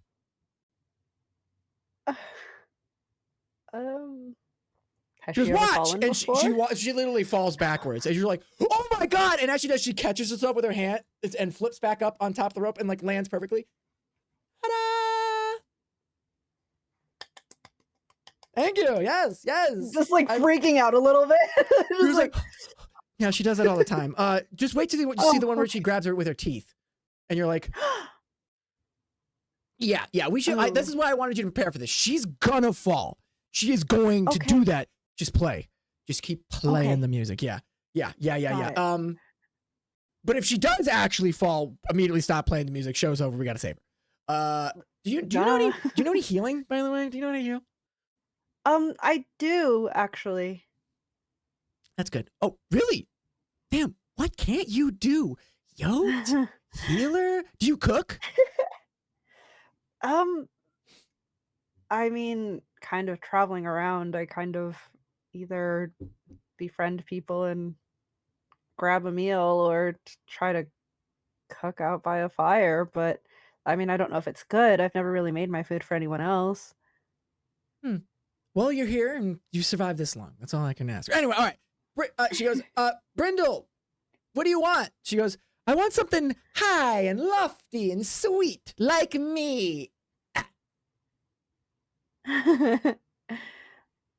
Cause she's on the high wire. Yeah, because she's on the high wire. Yeah. She goes, Yeah, okay. She goes, okay, we'll get that. We'll get right on that. She looks at you, goes, I'm thinking with your flute. I want you to get some like she's walking towards the center. And she goes, we'll get some high notes on that one. Who else do you want to meet? I suggested the last one. You look around and take your pick. Could we maybe go talk to Zorak? I want to thank him again for the hot bath. That sounds great. Come on. He could be a little grouchy sometimes, but he's a big softie in the heart. He just doesn't look like it because he's, scales, and big. You guys walk up to the Dragonborn and he's like kneeling in front of this big, like 3-foot diameter. No. 3-foot circumference? It's a big circle, all right? And in the middle of it is like a brass circle, it's a brazier, and in that is a lot of wood and fire. And he seems to be like putting his hands in it and then like scrubbing himself. Puts his hands in it and like scrubs himself, puts his face in it, like scratches himself. He goes, and he breathes deep, he goes, and as he like breathes out, like smoke comes out from his like nose and his like nostrils and his mouth. He looks over you and goes, oh. Is that blue fire? Yes, the luffwood tree makes blue flames that are medicinal for my kind. He's like breathing in the smoke. About those. Really? Do you partake? Oh, no. It's just, heard a lot of stories about different things. Really? So. Give me a history check. Let's see if you have, or if you're lying your ass off. No, you are familiar with dragon people. Maybe your tribe hunted them or something crazy. I don't know. So he goes, what music do you know? I mean, I kind of just feel a rhythm and go with it. I mean, that's kind of what I did earlier. Depends. Would you want me to use the flute, or I could try again with the drum if you want to be brave enough to let me try that again. He looks at you and goes, no, your flute was inspiring. I bend the flame, and he like moves his hands and the fire like moves to his motions. Not like he's like fanning it, but just like he's like bending it like a firebender from like Avatar. He goes, your music must bend with it. And he goes, and as he does, he completely extinguishes the flame. He goes, don't cover the fire. Move with it. It grows. Live with it like the life of your flute. And you're like, and you see Taretha going, so no violin? I mean, we're kind of supposed to be doing a duet, right? I don't know. He goes, no. I never liked the humming of that one. And he points to the violin, and you see Taretha go, Just goes tight-lipped. But he goes, Just, I like, would love to lean. hear. I would love to hear Just, something like, lean similar to you over to her. played. You're just like, I'm sorry. I would love to hear you play something like you played earlier on the flute. Anything like that, we'll make it work. We can make it work. Okay. She like Sounds pulls good. you and goes, bye, Zerk, and like and goes, Bye. Thank you again for the hot bath. I really of appreciate that. course, my pleasure. And he goes, I take back the big softy thing. Come on, let's go talk to Mother Thistle. I'm pissed off. She like drags you over to the animal. She I'm goes, sure I he want to pet a didn't kitty. mean it. No, he meant it. I want to go pet a kitty. Oh no. His kind does not understand comedy or sarcasm. Everything they're Oh. very literal, okay? They're very honest people. If you were built like a dragon, why would you need to lie? You know what I mean? It's okay. It's okay. I'm like stroking her arm. I'm like, it's okay. You guys walk over to Mother Thistle, who is like feeding. You can see there's like she's like panning out like giant like slabs of meat to those who eat it. She's got like special kind of like rolls. It looks like mush, like mud, but like with grass in it. And you assume it's mud from the look of it. And she's like feeding it to like herbivores that would be in there. There are some that there's like monkey types that are like eating like fruit. And she's like, are you excited to see the show? Have never seen many of these animals before. Yeah, I'm very excited, Mother Thistle. Thank you for bringing me in the first place. Of course, I appreciate it. knew there was something special about you. I could smell it underneath the blood and fire and dirt and everything. Dirt. Yes. She goes, well, Taritha, to my understand, she cannot read music. She just goes, guess not. She's good though. She's really good. She goes, yes. She's grand. I need something soft. Soft music soothes the savage beast. I know you've heard this, love. Yes? Mm-hmm. If the creatures shall falter, your music needs to steady them, calm them. If they cannot hear my voice, if the crowd panics, you must be loud so they can get your sound. Right? Okay. She looks over at Taritha. Taritha, you must be low. Keep the constant tone. My act has no words. She goes, yeah, we gotta have something to fill in that air. Okay, I can do that. And she's like, great. Would anyone like to pet Mackie? And you see like she's got the owl bears like curled around her because she's like sitting on the ground, and he's just like laying down. He's like ripping apart like some giant meat. It's got like a beak, big owl face, like big owl eyes, just like. But is also like a ton and huge, and she's laying on him like a couch, and he's. Mm-hmm. And there's claws. They're huge, like they're like owl talons where a bear claw would be. They're huge. Yeah. I mean, I don't want to bother him while he's eating. I don't. Just wanna pet the get back. got. Don't go near the face. Oh. Just pet the back. He loves a belly Okay. rub. She like scratches his belly next to her face.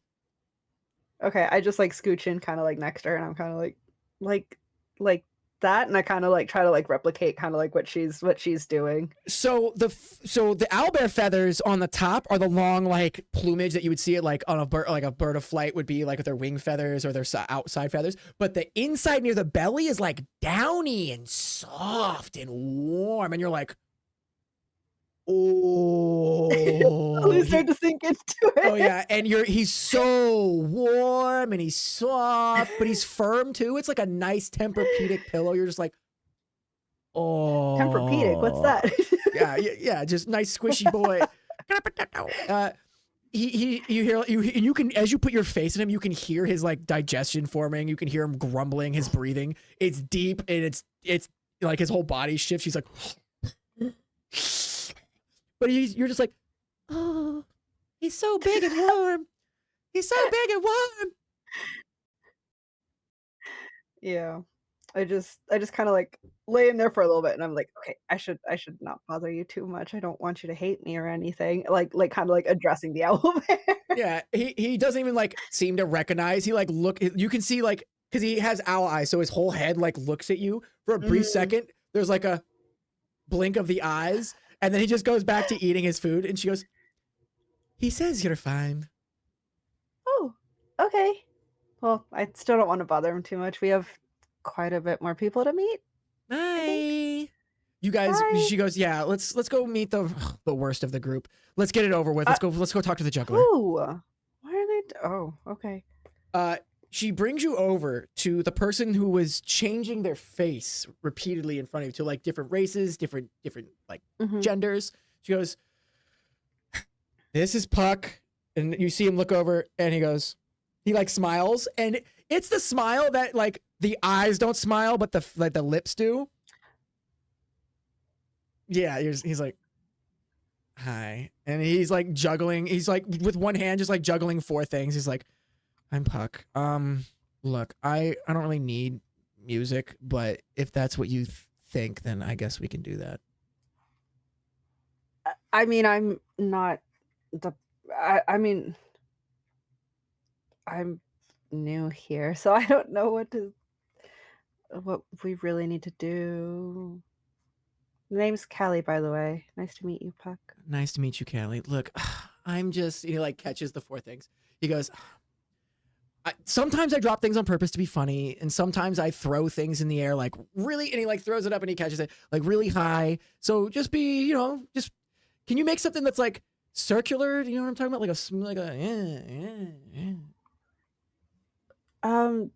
Yeah. Taratha, do you think something like that would work? She's like, because he's like been only addressing me, so I want to bring her in. She's like, I don't like talking to him. We have beef. He goes, yeah, she's kind of a bitch. He goes, you dickhead. She like kicks him in the shin. She's like, ow. You have a feeling like it's like sibling rivalry kind of feeling. They look at me about the same age. They're like, have been probably in the circus a while. They're like, Okay. Circular sounds. Yeah, circular sounds. Like watch, and he like starts making like a rhythm, like with his like juggling, and you're like, okay, that's a beat I know. You're like, imagine like imagine like what's the March of the Bees or the Flight of the Bee? The Flight of the Bumblebee. The Flight of the Bumblebee. You have that like, you're like tweedly tweet tweedly tweet tweedly, because he's like, yeah, okay, yeah, like something like that. That would work. Yeah, if you can do something like that. And if I drop one, just make it make like a like make it obvious, like a that it was like on purpose and stuff. Yeah, and then after the show, I don't know. If you're good, we can practice more. Okay. Sounds good. Okay, but he goes, bye. And then you see him like change his face over to Taretha's face and go, bye. I see why you don't like him. Yeah, he's a raging dickhead. Let's go talk to. Okay, anyways. I don't know. He wasn't like this. And she like leads you away. He was such a nice, when he first got here, we got here around the same time. We've been here in the circus for like 10 years together. And he was a nice little kid. And then he just kind of grew up to be an asshole. I think he's been around Felix too long. Who is not here. Who's? Oh, that's the person I'm. Oh, yeah. Or Felix. not replacing. Oh, yeah. Well, after this, I don't know if he's going to be allowed back. This isn't the first time anyway. Come on. Let's go talk to some of my faves. She goes, she walks you over to the giant Goliath and goes, this is Bork. And Bork just goes, and then he puts down the weight. He stands up. He's 8 foot tall. He's definitely like, just, like slowly 400 pounds. Yeah. Just a lot of belly. He slowly stretches himself. Yeah. He's just, he's got like a mountainous wingspan. You're just like, he's like 6 of you laid out. Like you could fit 6 of you on top of his like torso. He's massive. You can see his skin is almost like rock, porous and hard. You're like, dink, dink.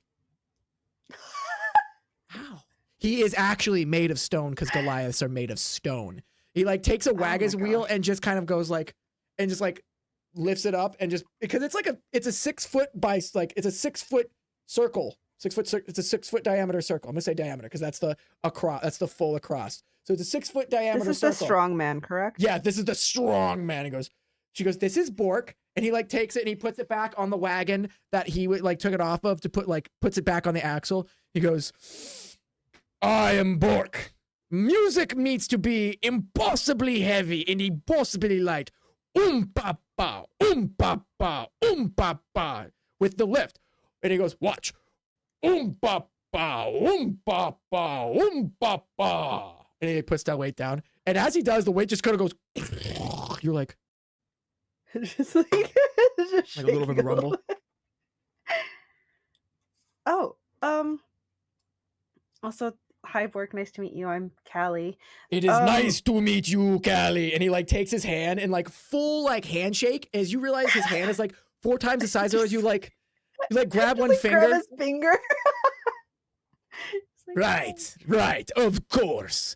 Yes, impossibly heavy. Just like Bork. And he smashes his chest. Bong. Yeah, you look really strong, Bork. Strongest there I think is. I could. I'm sure. But yeah, I think that sounds pretty doable. Yes? For your music. Even with your tiny so. flute? Your tiny flute. He like picks it up and goes, boom, bop, bop. No, not come out of there. Well, the drum is still over there, so I could try something with the drum, maybe. Oh, yes. Better than last time, yes? Hopefully. I won't let you down, Bork. He takes his hand and he like claps you on the back and you're like, oh no, I need to give me a strength check. A strength save. A strength save. He's gonna break my back. A strength save? Yes. He's gonna break my back. He claps you on the back and you fall face first, just like into the dirt, just like face full of sawdust. And he's like, oh no! And he grabs you by like the shoulders and like picks you back up with one hand and goes, I'm so sorry. And you're just like sawdust covered your face. And Teresa's like, oh no. Just like, they're like, oh, and like it just goes. She comes over. She's like, okay, Bork, bye. And like gets you out of there. She's like, I'm so sorry. I'm so sorry. She's like brushing you off. Oh no, that's okay. I should have. He's a big sweetie. He really is. All the guys are big sweeties. Not bright, not talkative, just big sweeties. Except Puck. She like points at him, just she shakes her fist at him. You see he's just looking over her, just like yeah. Okay. She goes, and last but certainly not least, let's go meet our clown. He's so funny. I love it. Oh, all right. Well, that's good. You hear, clown, honk, honk, that's me. And you see, this is Marywick. And Mary goes, hello, I trip, I fall, I laugh, I make the world just a little bit brighter. Callie, what I need from you is something not like music, all right? I need a mixture of jazz and like funk. Okay. I think it's called junk. Okay, yeah. Okay, but like, what do you do so I can kind of get a feel for like? Oh, I do this, and he takes like a pie, and he just goes, and you can see he's about to hurl it at Taretha, and she just goes. You can just see in her eyes go wide. She's like, you just see like it like freeze frames on her face all around me. Can I kind of like start to like pull her away? Because like, I also see that. Yeah, go ahead and give me a dexterity saving throw as he's about to hurl some kind of cream. It's just probably like cream directly into Taretha's face, and he's got like a red nose. He's got paint all over his face, and having just like being a mischievous person, you anticipated as soon as he said, "I do this," you knew something was coming. You go. The pie goes flying back and it hits Bork in the shoulder and you're, oi! And he goes, junk, just think junk. And he like runs away as Bork goes, Chase goes, no, Bork, no. And you're, woo! He gets thrown through the air and he lands into like a pile of hay. And he goes, come marching back. Okay, you have officially spoken to everybody. Taretha and you have talked about your music, and it's time for the night of the show.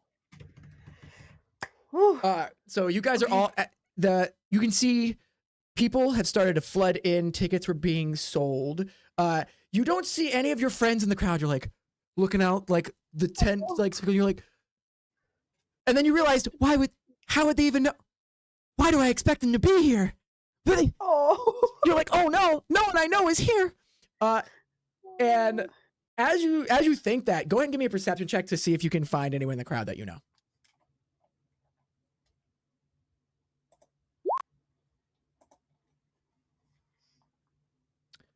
You see the very familiar tri-beard of the female dwarven cleric that was from the healing tent. And I don't remember if you remember their conversation with you last time. Mm-hmm. You see her. She seems to be like with a group of other like dwarven cleric healers. They all have like this similar, like very drab gray, like cloaks. They have like the red cross on them. They're just like talking themselves. It's like a uniform almost. Maybe with their deity, they have to wear some kind of like pious wear. And they're like chatting amongst themselves. You're like, oh, I know them. And you feel a tap on your shoulder, and you look to your right, and you see that it is Bork. You go, little Callie, and he gets down. I have my standing desk, so I can't like. He like gets down and looks at you. I need something from you before I go on. Go on. What's up, Bork? I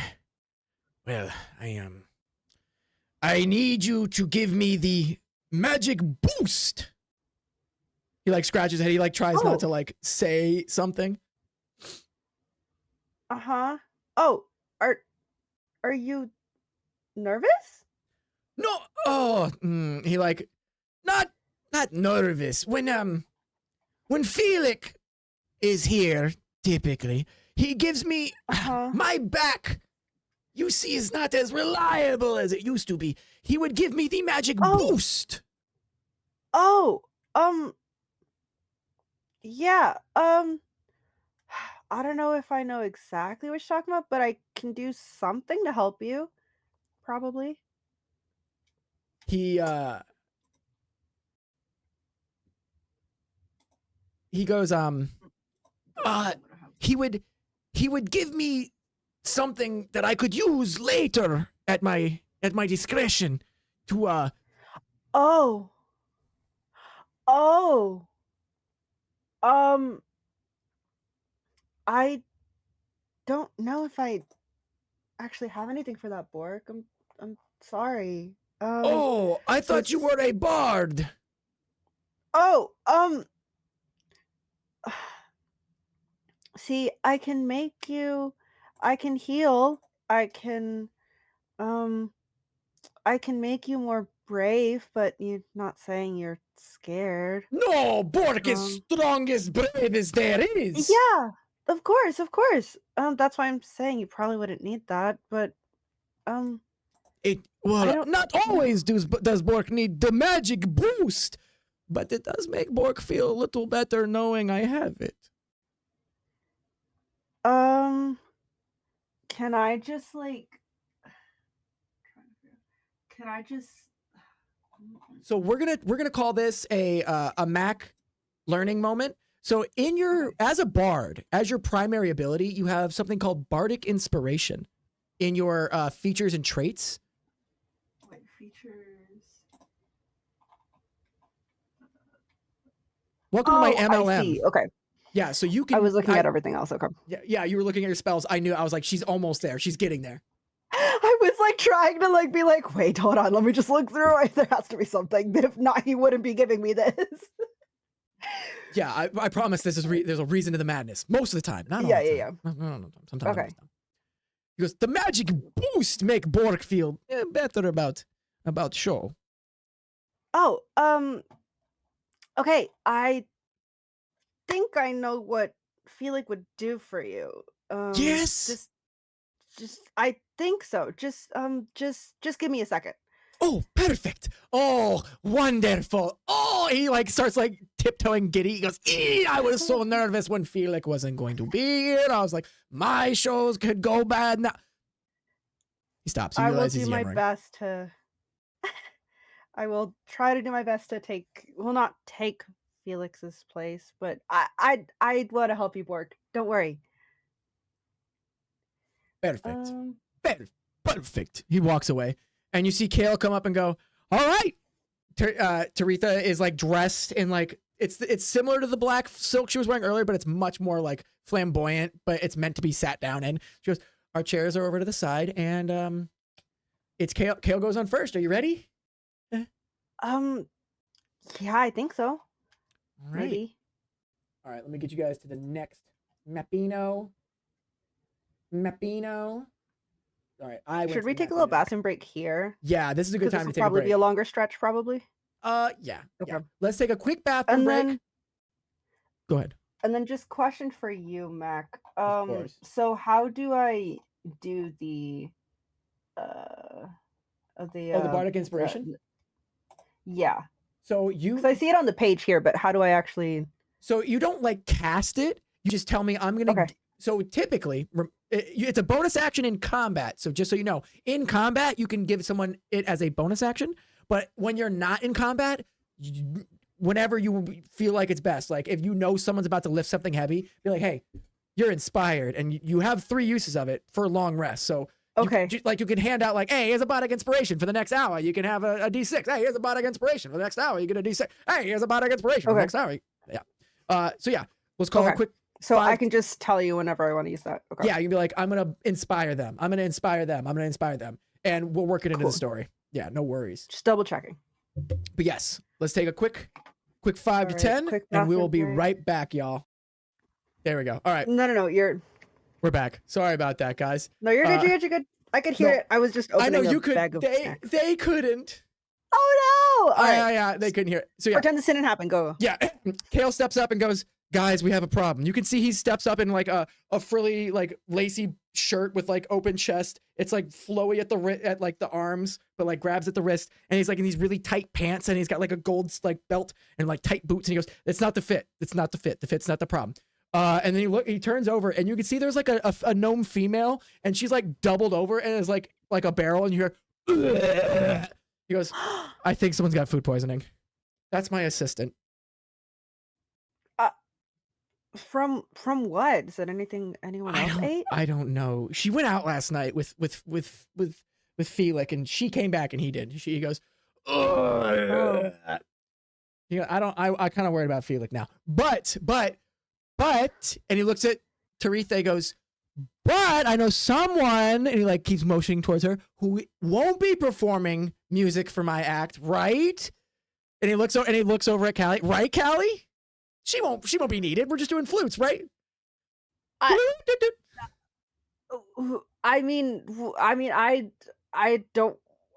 don't know, Taritha.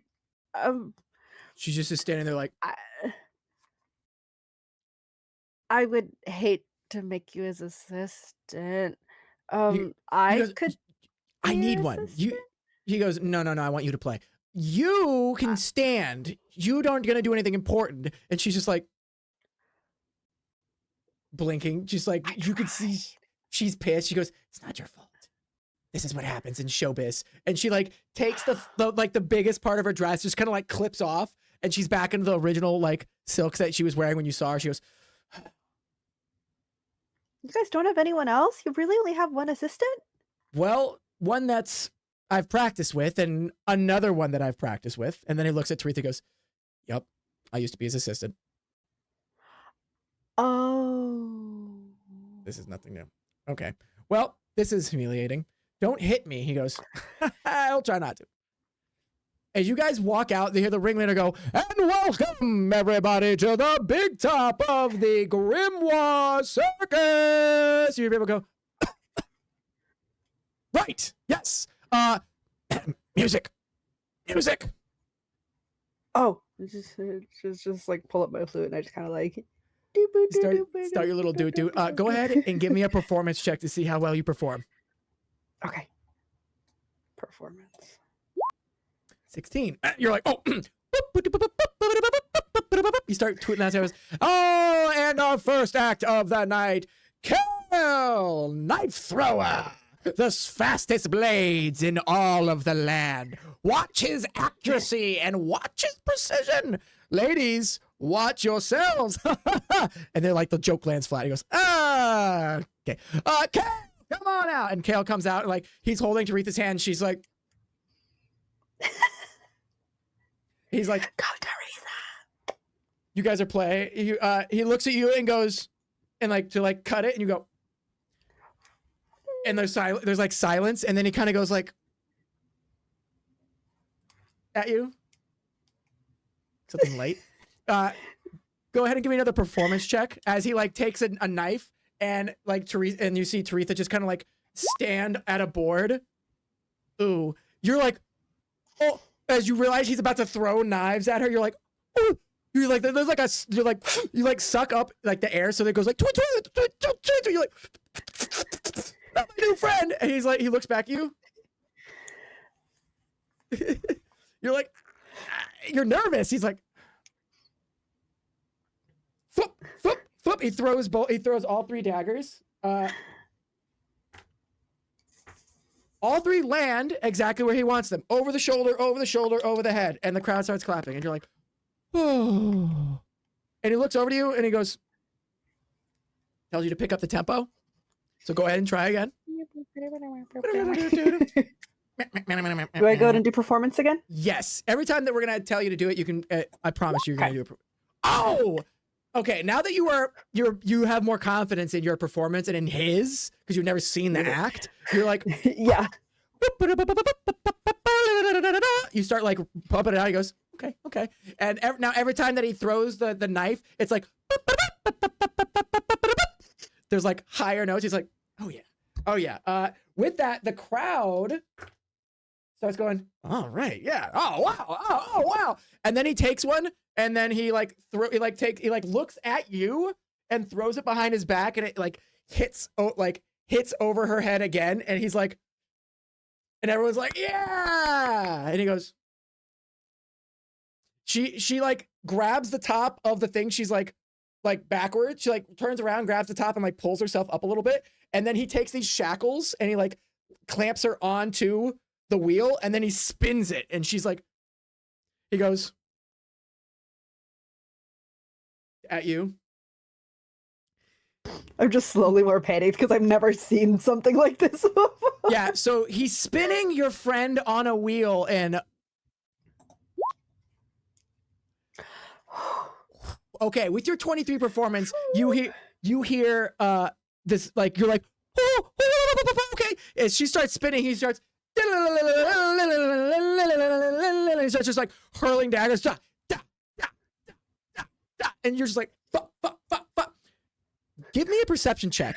Oh, what is up, JPS Lindbergh? Thank you for the raid. We appreciate you, sir. Guys, for those of you who do not know, I am That So Mac Daddy. Today, we're doing a solo D&D session with our good friend, Lilies_Bubble. Say hi, Lily. Hi. Welcome in, JPS. How was your games? But go ahead and, what was that? Oh, you got another 23? What is with doing these 23s on your performance? Wait, no. I hadn't rolled again because I was waiting for you to finish rating. Okay, so that way sorry. you don't forget. No, I'm sorry. Yes. All right, go ahead and roll You it. wanted me to do perception, though? Because he was throwing? You said perception, so I don't know. Yes, perception. Yeah, sorry, perception. I saw a P and a PER, and I was like, okay. 8. Oh, no. Okay, Cryptics, we're not doing certain alerts today. I'm going to try to get that back to you as soon as I'm done stream. I'm not doing a British accent the whole time. I'm trying to make sure that I have this recording and this audio that's good. I promise. I'm sorry. For A perception, you see there, like, as she's spinning, there's like a small streak of blood that comes from somewhere onto the ring, and everyone's like, oh. And he's like, and you see him go, and he sees like throwing knives. Go ahead and give me another perception check, because now the crowd seems to have seen that he's hit her. No, JPS, I meant my rendition of it would be bad. You have no idea. The blood starts streaking. Now you're like, oh no. As it stops, you can see, like, as the wheel stops, you can see like from one of her cheeks, there's just like a tiny cut that is just extended all the way out. And he's like, he like cuts it off. And the crowd's kind of like, all right, okay, all right.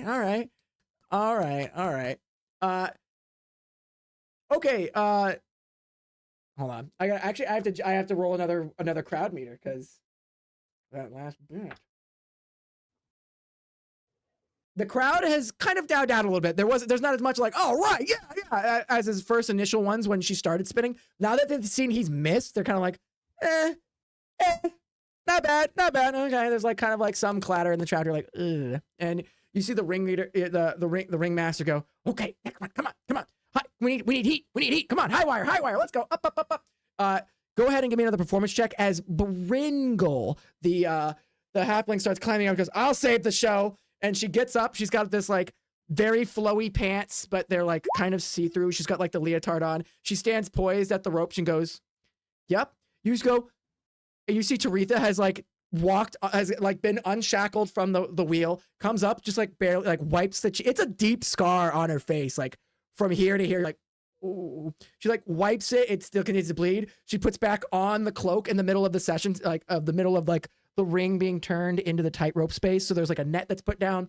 Like the halfling takes her position at the top, and she takes her position with the violin next to you and goes, and she starts playing. And now that both of you guys are playing, you can make performance checks with advantage because now there's both of you. It's a duo. All right. So go ahead and give me the first performance check of Brindle's. You got to roll again with advantage. Oh, right. You got this. Oh, never mind. We're gonna take the 12. You start out. Advantage is just the same one. Yeah, it's just the same way. That same box. Okay. Yeah, so you just roll it twice. Checking. Yeah, so with advantage and disadvantage is 2 dice. Disadvantage is the lower of the two. Advantage is the higher of the two. Okay. So when you first start, like you're like kind of nervous and worried because of the last performance, Kale's performance, which arguably has like should get a lot of fanfare in your mind. He is throwing daggers at a spinning woman.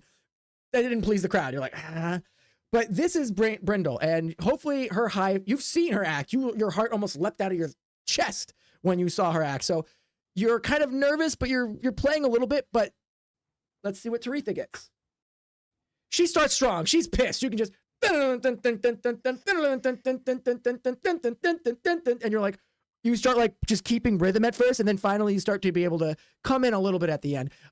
Brindle is good. You see them steady themselves. She starts like facing the crowd. She starts like hopping on the rope a little bit. You're like, boop, boop, boop, boop. She starts maneuvering around the rope. She walks it a couple times. People are like, and then finally she looks down at you. Give me a perception check. I'm scared.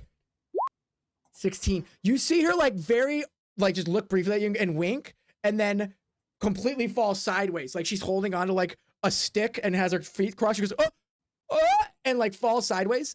Give me another performance check with advantage because you know it's coming now. That was 1, right? That was 1. Yeah. Yeah. You gotta do 2. Yeah. I was like, wait a minute, advantage. You were able to. You don't know what she's gonna do. You just know she's gonna do something. So you anticipate like a fall. You don't know the note to play for a fall sound, so you go like she's gonna fall farther, but she stops. She catches herself with the pole and like holds herself in the air, just like leaning on the pole, just showing off a lot of core strength. And even you're like, oh God, wow.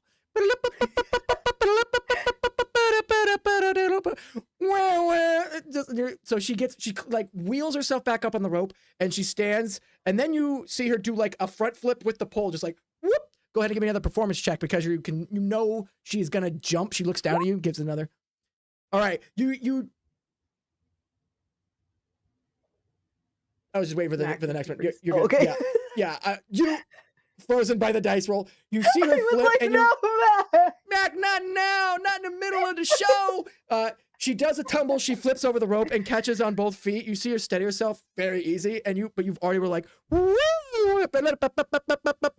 So the people are like, whoa, oh, yeah! People are starting going crazy. It is an exciting show. The crowd meter is high right now. There's a lot of applause. People are responding well to their tricks, and you're like, okay, this is how the show is supposed to be. Yeah. Ooh, she's so cool. And her next. Give me a dexterity. Give me a perception check. Perception.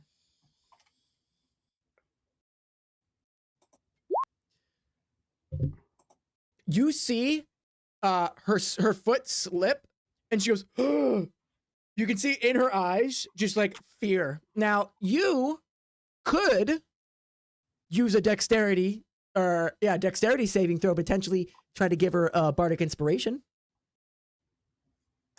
You said I have 3, right? Until I You need have a long 3. rest. So you need a long rest. You have 3.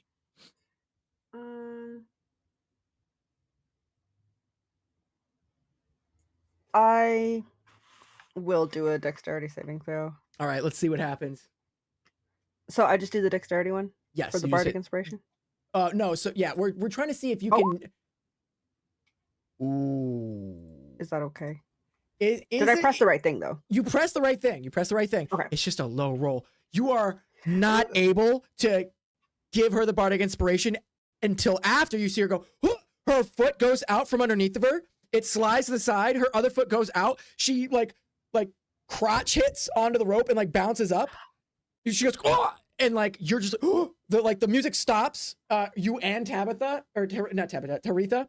Now I'm calling her what Mother Thistle calls her.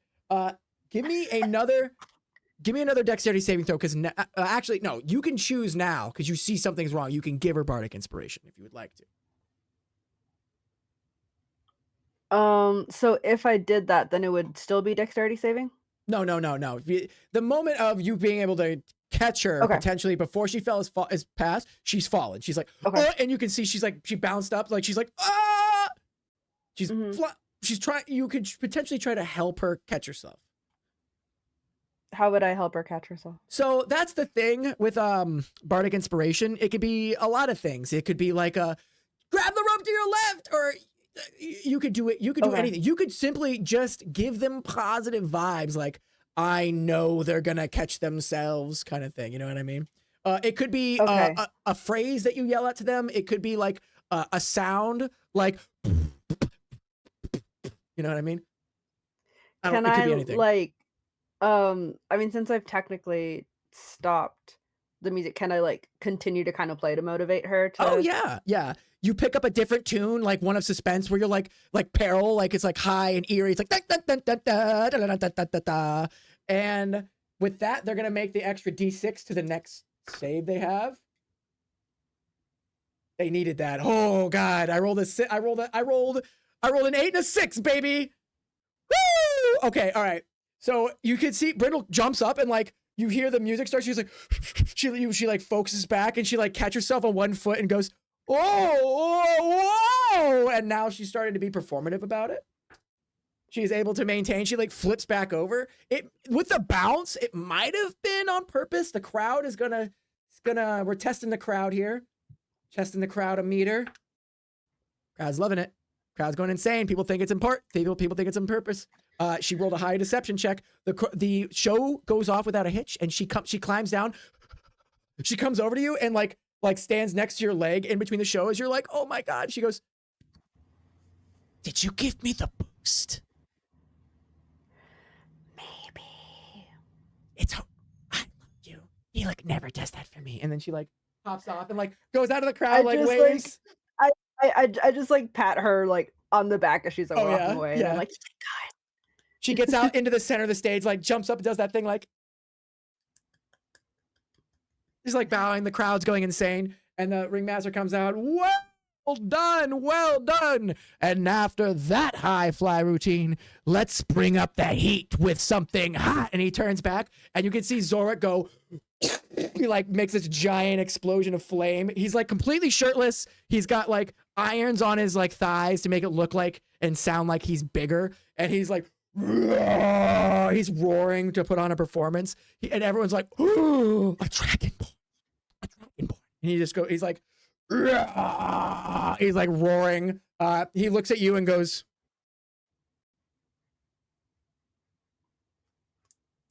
yep. All right, go ahead and give me another performance check. 14. Taritha with advantage, go for it.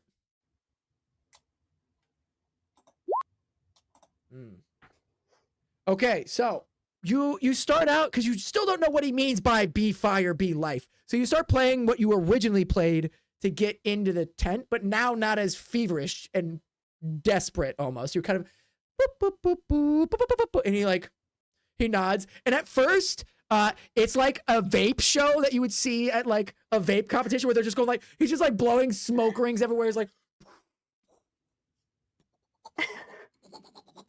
and there's like dubstep playing in the background.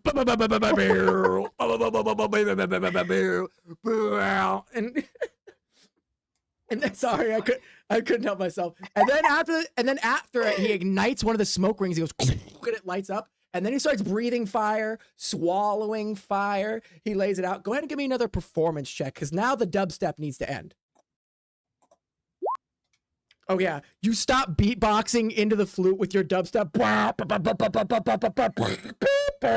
And you start playing the flute again. And now it matches more of like fire. There's like a rise and a fall to it, like a breath, and you are able to do a successful show. Let's rate the crowd meter, because he didn't roll badly on his checks. Crowd's loving it. The Dragonborn man is an anomaly, and the music's great, and the fire is cool. Everyone loves a good fire.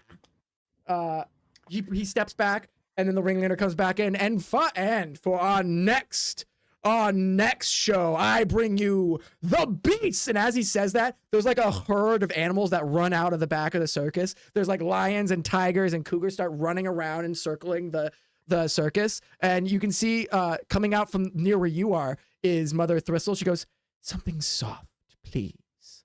And she walks forward into the center. And as she does, like all the animals stop and just like sit down as she like raises her staff. And they start all like dancing, just like circle, just like boop, boop, they all just start like getting on their hind legs and twirling. You see this giant owl bear just like, and then she makes them all sit down and they all lay on their bellies and everyone's like, ooh, ah. And then you can see she's going to look to you and go and like raise the tempo so go ahead and give me the performance. Ooh, immediately knowing what she's talking about. You raise the tempo and she comes in as the owlbear goes and like slams down. And as you do, she like pretends to have like a fight with it and like tame it with her staff. Go, no, down. And you see the owlbear very performatively like laying on his belly and like growling at her. And as they do this, she looks over to the side and you can see there's a large animal that has not come out yet. They have a giant eagle face. They have what looks like to be a similar body to the lion. They have these giant wings that come out of their back. They have a hooked, multi-segmented scorpion tail. They have 4 talon hands. It's like cowering behind in a cage that's open. And you can see she's trying to like coax it out. He's like snapping his beak. She looks to you and goes,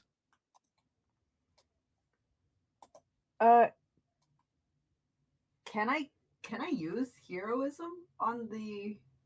Oh my goodness! I think rules as written, it has to be a humanoid, but that would actually be so funny that I did not actually think about. Can I cast animal friendship? Well, because that wouldn't help her, would it? You would have to touch it for heroism, but animal friendship. Oh, right, and it's kind of far from me, right? And animal friendship is in 30 range, and you could do it. You could do animal friendship. How far is it from me? I'd say about 25 feet. You're like in the middle of the air. You're like, hold on, let me move you around so that the people can see. I've got them on the complete wrong thing. That's why. That's okay. I'm terrible. I'm sorry, everybody at home that's just been watching the same screen over and over again. No, you've been telling such a good story, such a good descriptive story. Don't lie to me. It's okay. All right, so you, I just got everybody around so you guys can see everybody. I've lost. So yes, I would say you could cast animal friendship from this distance while playing. Do you want to try to do that? Yes. Go ahead and cast animal. Cast? Yeah, you should be able to cast. Oh, it's a DC save. Okay, bet. Let's rock and roll. Let's do this. I don't know what that means, but okay. So that means I have to roll, and you just. Oh. It's one of those ones where it's like I just do it because I'm awesome. I rolled a 4 - 1. Rad. So you you look over at this creature that you've never seen before, and you make eye contact with it, and you see the fear in its eyes. And as you do, you can just kind of go, and the animal's like, actually, I'm sorry, I retract that. You make the bird sounds that you made when you originally like tried to show off some of your flute skills. So you make a couple bird sounds, and it like goes, "Burr?" And it comes out, it like trots out to you, and it starts. I'm gonna say, because I rolled so low, it starts doing like a ritual like mating dance. It starts going.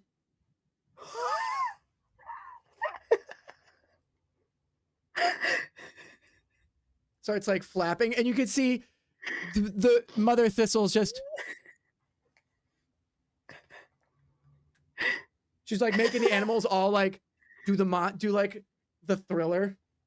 That's like they're all doing the Thriller, and the people are going in. Ooh, I'm gonna roll with that with advantage because this is funny. Yes.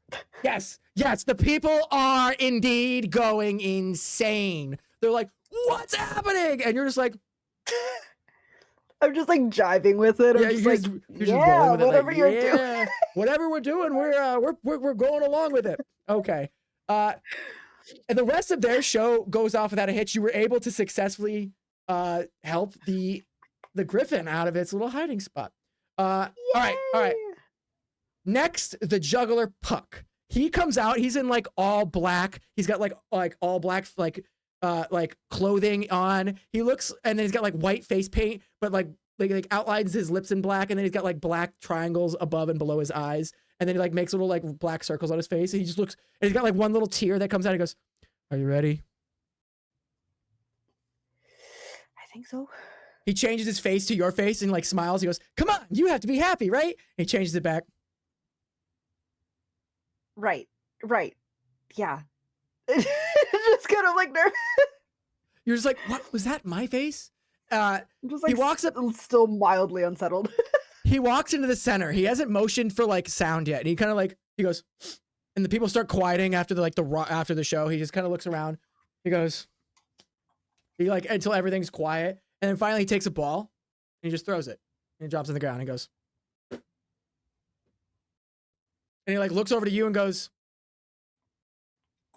And as you start playing, the ball where it landed immediately flies back up into the air. And people are like, "Whoa!" And as you start playing, what you guys talked about was like kind of like the circular song, like a woo, woo, woo, woo. You can see the ball land back in his hand, and he starts juggling. And out of nowhere, 3 more seem to come out of his sleeve as they start joining into the ball. He's like, and people are like, "Whoa!" There's some kind of either sleight of hand or magic that he's doing as he is juggling. And as he does, he catches one of the balls and throws it away, like towards the crowd, and it like bursts into like a dove. They're like, "Oh!" And he's like juggling. He's looking. He's like, all right. He takes all 3 balls, throws them in the air, looks to you and goes to like lower the music. As they're like coming down, he like readies his hand. With your 23, you're able to completely time like when the balls are like bam, bam, like coming down, because he like catches them all like on his chin. Bah, bah, bah. You're like, teet, teet, teet. He's like, he like grabs all 3 and they like disappear, and he like shows his hands, and even you're like, "What the fuck? This is sick." As he like opens his hand, 3 of what look like Kale's knives come out, but they're bigger, and he like, ooh, I hit some of my desk. He like bows really quick. I'm getting too performative. I knew I had to stand up for this. And then he like starts juggling knives, and then the knives get replaced with hammers, like from his sleeve, like he's pulling something out of his sleeves, and even you're like. And then they turn to hatchets, and they start getting bigger until eventually what was knives is now full swords. As he's throwing weapons into the air. And then finally he like throws all of them, and like 9 weapons fall out of his, like fly into the air and all land on the ground around his feet. And he goes, and everyone's just like, all right, let's see what the crowdometer says for the magic juggling show.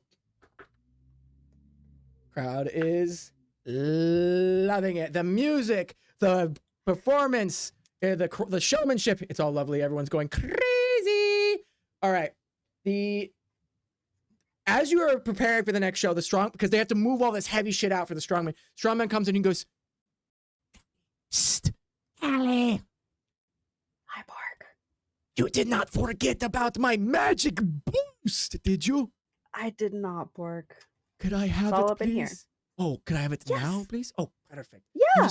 You kind of we like can do that. slap his back, and he goes, "Is that it? Did you like, give me the boost?" I'm like, to make him believe that I'm Give me a deception check with advantage, because he does know you are magic, supposedly. Deception check? Yeah, because you're lying to him about what you did.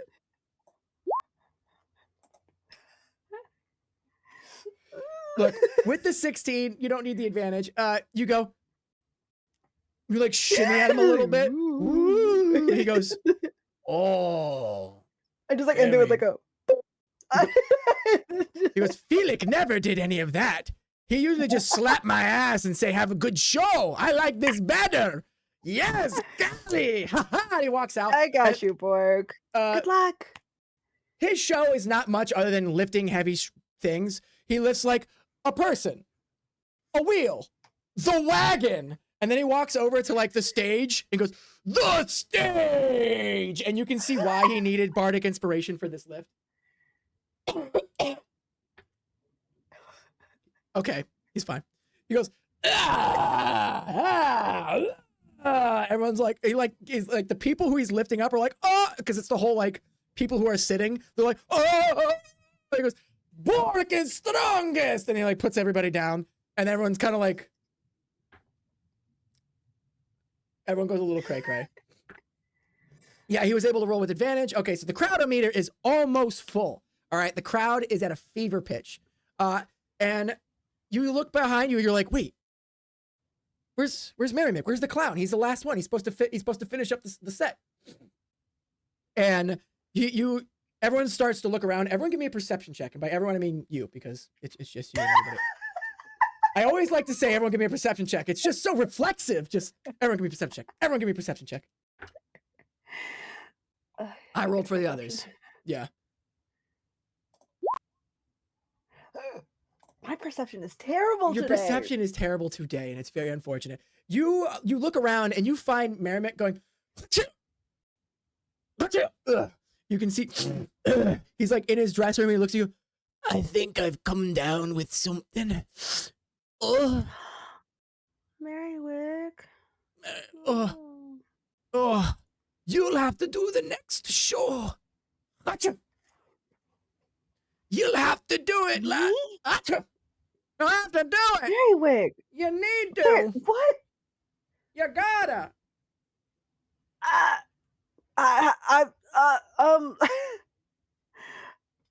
I just like run over to Taratha and I'm like, he says I have to go on? What? She goes, yeah, whenever the clown doesn't go on, they put us on for the finale. What? Yeah, it happens all the time. He's kind of a little monster. Look at him. And you see him just like wiping his nose from like his gloved hand, but he's been like walking around like the crowd and stuff like that. You're like, ooh. Oh. He's a monster. What do you usually do when you go on? I don't have anything usually prepared. does the act. I just stand with the violin. All right, as much as everyone kind of hates Felix, he's good at what he does. You know any jokes? I don't know if I'm good enough for just throwing joke after joke. Okay, let's stick with the flute then. Can you do what you did earlier at the time? You're like, everyone, people here are hard to impress. You impress them. These folks are eating it up right now. I guess I could try. Yeah. Guys, okay, good. We got to go. Because you get pushed out in the ring. She just pushes me over. Yeah, she just pushes you out as you just get pushed out into the tent. And you see the ringleader go, and as our final act, a new face to the tent, your very own Ravens Drop. He like looks up and goes, Callie, what's your last name? Sharpe. Callie Sharpe. And everyone's like, cricket.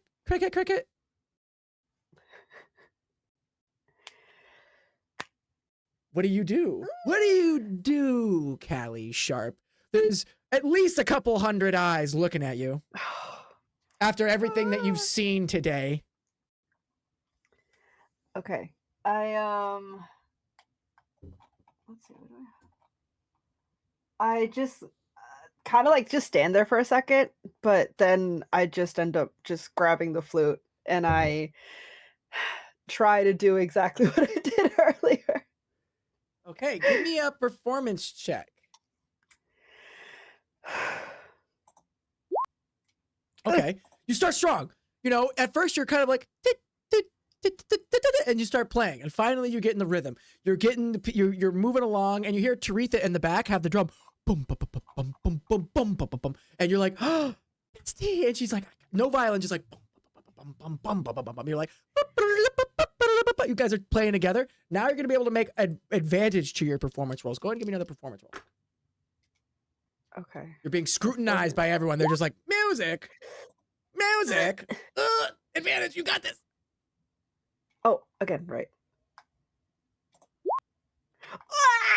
Oh, you fumbled. You kind of like trip up. You're like, oh, you're trying to do the dance earlier. You go, oh, your foot staggers and you land face first into the dirt, into the sawdust, into the dirt, just like, you spit out. Well, can I try to roll for acrobatics? Absolutely. Yeah, go ahead. Can I like try to pivot into like an intentional fall? So I try to. Oh yeah, like drop the shoulder and pop back up. Yeah, go for it. Yeah. Okay, acrobatics. Yes. You pop up. You duck the shoulder, jump up without like missing too much of a beat. You pop up. Everyone's like, all right. Give me a deception or performance or deception. Which one would you rather use to make it look like that was intentional? Probably deception would make more sense. Roll for it. Let's see how gullible the people are.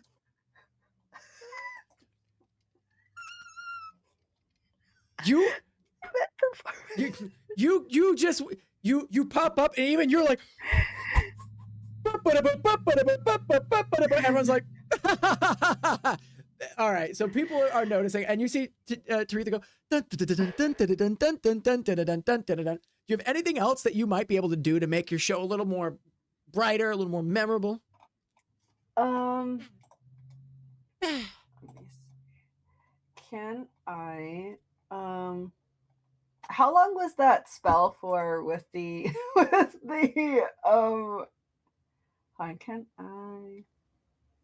I was gonna ask how long does that spell last with the other little creature that I was being nice to? Animal friendship. How long is that for? No. Okay. Is he anywhere in the vicinity? It lasts for 24 hours. So the creature is in the vicinity. Yes. So can I kind of like coax him out? Oh, you want him? You start playing. Okay, you start playing the tune. Give me another performance to start playing the tune to coax out the large creature with advantage because Taretha's here. Taretha is. Oh, right. Taretha is here. You're stumbling. You're like, you're nervous. You've fallen. You were surprised. You're.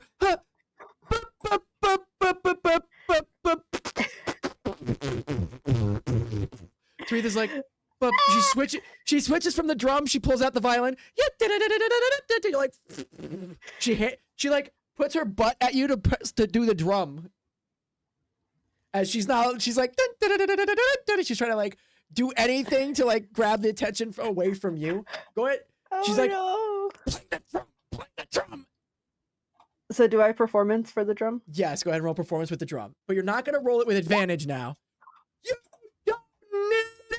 I don't need it, Mac. You drop the flute into the dirt. You're like, all right, this thing is not serving me. You see her just kind of like beat it. You're like, like you came from a tribe of barbarians. You're like, boom, boom, boom, boom, boom. You start like smacking it like it's a profession. Yeah. Start beating it, and you're fast. You're hitting the sides. You're hitting rhythms. You're. If you had done this in the beginning, you would have been playing the drum. I promise you. Everyone's just like, what? And she says. So not only is it hysterical to watch you two do this, but you're really good at it. All right, let's see what the crowd determines. Is this the junk he was speaking of earlier? This is the junk. Yes, the jazz and the funk on the butt. Merriwick's The is just sick and like, that should be my music. That should be my music right there. Guys, with that roll, the crowd's like, all right. They're starting to laugh. This is funny. This is fun. It's not like but this is something nice to end on. And with that, the ringmaster comes out and goes, thank you very much, folks. You've been a wonderful audience. We'll be here all week. And like you get pulled off to the side. Taretha's like, you did great. Don't ever slap my ass like that again. Like you were doing that like a while. It was a lot of vibration. She's like rubbing her butt. It's like it itches. I'm so sorry. I don't even know what that was. I completely just freaked. You guys just Merriwick just threw me into that, and I completely thought I was gonna fail, but thank you for helping me. That was incredible. I couldn't have done that without you. You did amazing. I've never seen someone play the drum like that. That was insane. Why didn't you do that when you first got here? Thanks. I was nervous. I I told you I've been through a lot, and just being thrown into a group of new people. Plus you guys all seem really good at what you do, so I don't know, I guess I freaked out. So I didn't do too well. She goes, I think you did amazing. And if Felix doesn't come back, Lord help us all, I think you would be a great addition to us. As you guys walk back, you can see the group, everyone's like huddled around, like around the man. Goes, guys, we're celebrating. We made a killing at the snack stand. Everyone stayed in the seats, baby. Everyone's like, yes. They all start walking back, like to like the back where you haven't been of the tent, and like you kind of like stand there, you're like, oh, and then you turn around and Brindle's like, come on. Just kinda like kinda like catch up to them. Just like, "We had snacks? What snacks do we have?"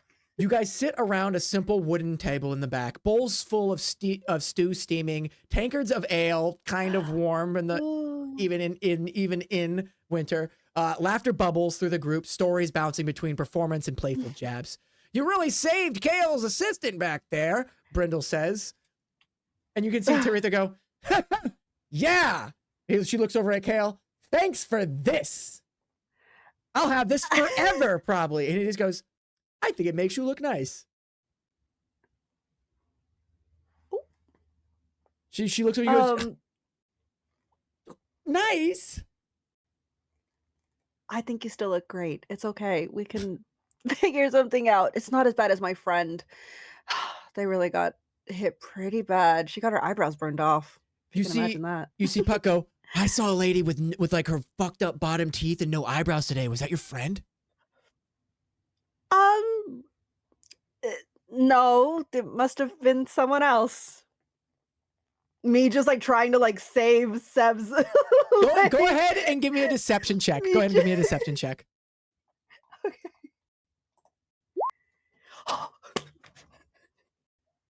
Puck goes, Seb. She goes, oh, all right, yeah, of course, my bad. No. You really, did you stop? You stopped the Griffin from like panicking. He's been like that for like 6 shows. That was great. Mother Thistle goes, yes, child. Really... She like brings you in with like a big hug and goes, oh, I knew you're a special one. You swallow like a piece of breath and you're like, did my best. You're getting, for the first time in a long time, you're getting a lot of praise for playing music. And you feel again, like after you left home, you feel like a part of a tribe again in this strange motley crew of humans, halflings, dragonborns, furblorgs, changelings, each unique yet together. Then the tat flap bursts open with a gust of wind and a loud, uneven footstep. A figure stumbles in, a human man, mid-30s, tall, lean, draped in a flamboyant coat of deep purples and gold, a massive feathered hat tilted rakishly at an angle. A small, shallow knife wound seems to streak across his forearm. He like walks in and everyone just goes, well, where have you been? Oh, look what the cat dragged in. Get fucked. And he's like, sorry, guys. You see the ringleader go, sit down. He goes, it was a long day and a really long night. I'm sorry I missed the show, but please kill me later. I am starving and I have a headache. I need ale and food. I just whisper to like Taretha. I'm like, I'm assuming that's Felix. Yeah, that's it. kind of an asshole. You're like, as soon as he sits down like relatively close to you, he just smells like booze. It's just like it like wafts over me. You're like, ooh. Oh. Just like, That? the other performers like rolling their eyes and muttering like playful curses at him. Look at you bleeding and smiling. The show's done without you. You see, that's what Mother Thistle yells at him, and then you see Kale go, "Sit, you old fool." Here, and she like everyone starts just like putting bread. Someone else pushes something that they haven't eaten from the meal, so he gets like a full meal from the rest of them. He's like smiling at them. They're like punching him in the shoulder, but he seems like an older parent to them that just kind of like wanders off. They shove the bowls and tankards towards him as he slumps gratefully into his seat. Between bites, laughter, and teasing, they recount the events of the evening, praising your skill and improvisation. He looks at you and goes, "You did all that?" I guess, yeah. Some of it not intentionally. No formal training? No, sir. Just kind of self-taught. You could see, like as he's eating, the knife wound is still like open. He doesn't seem to have healed it, or he can't. He goes, all right. So you saved the day then. Improv, instinct. Clever. Very clever. But how about we start with the basics? And he pulls out from his pouch what looks like to be a large book of sheet music. And he puts it down. He flips it open and he pulls out and he shows you a simple song. One that you actually might be able to read. There are notes that you recognize from seeing stuff maybe carved on walls between like people you've raided, tribe barbarians. And you start putting together and goes, let's start with these basics. And with that, you are going to be able to get to level 2 bard. He's going to teach you how to be bard level 2. Yay!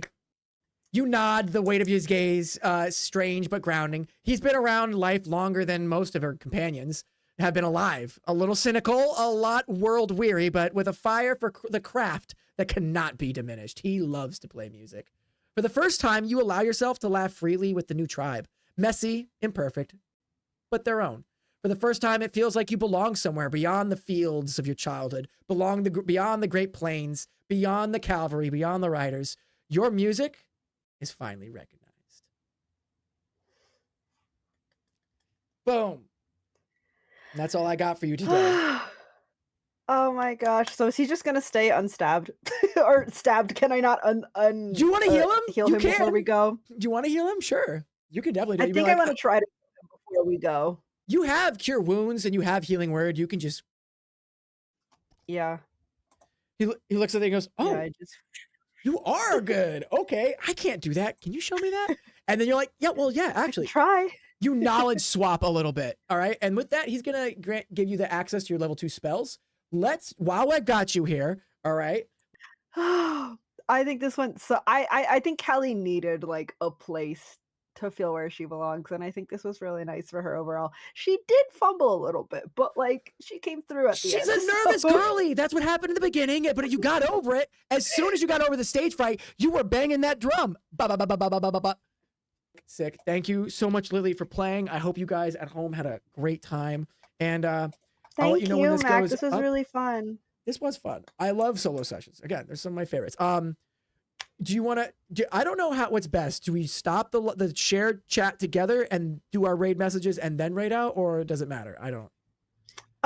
We can just stop the shared chat, and then we can raid somewhat in a similar time. Yeah, that sounds good to me. Let me close. I'm glad, Faye. Thank you for being here. Thank you for being here, guys. I had a lot of fun this episode. Also, if you guys also want to be part of the D&D catalog I'm putting together, I'm just becoming a D&D streamer at this point. I literally have done like a solo D&D. Honestly, I love that for you.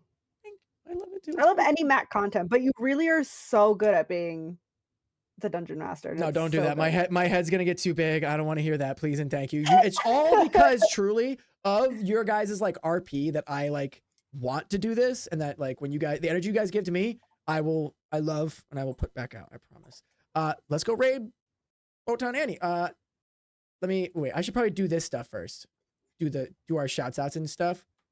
Like this is the YouTube, this is the Discord, blah blah blah. Do you hold on, guys. Lily, you've got a YouTube, right? Mm-hmm. What's your YouTube? I do have a YouTube. I think it was technically posted in the share chat before it cut off, but it Oh, is just perfect. Lily's_bubble, same as my Twitch. If you guys would like to go watch our first 2 sessions, Mac also has them on his. But I also post other content on there. I'm currently uploading VODs up there of Mario Odyssey. I have a whole backlog of games I'm trying to post. So the next 2 weeks will be that, and then I have a VOD coming up, a vlog coming up from our family trip to Florida with Matt's family, which is really exciting. And then after that, both my Portal VODs. Oh my gosh, too many words. And then both of my Portal VODs are going to be going up. So if you Perfect. wanna see someone, maybe be an absolute noob at games, but have a blast doing their absolute best, please go check me out. I would love to have you guys over there. We also just hit 100 followers, which is so exciting to me. So Big ups, congrats, congrats. It was all the book thank talk you. or the book content. You also do like No, readings of look, books.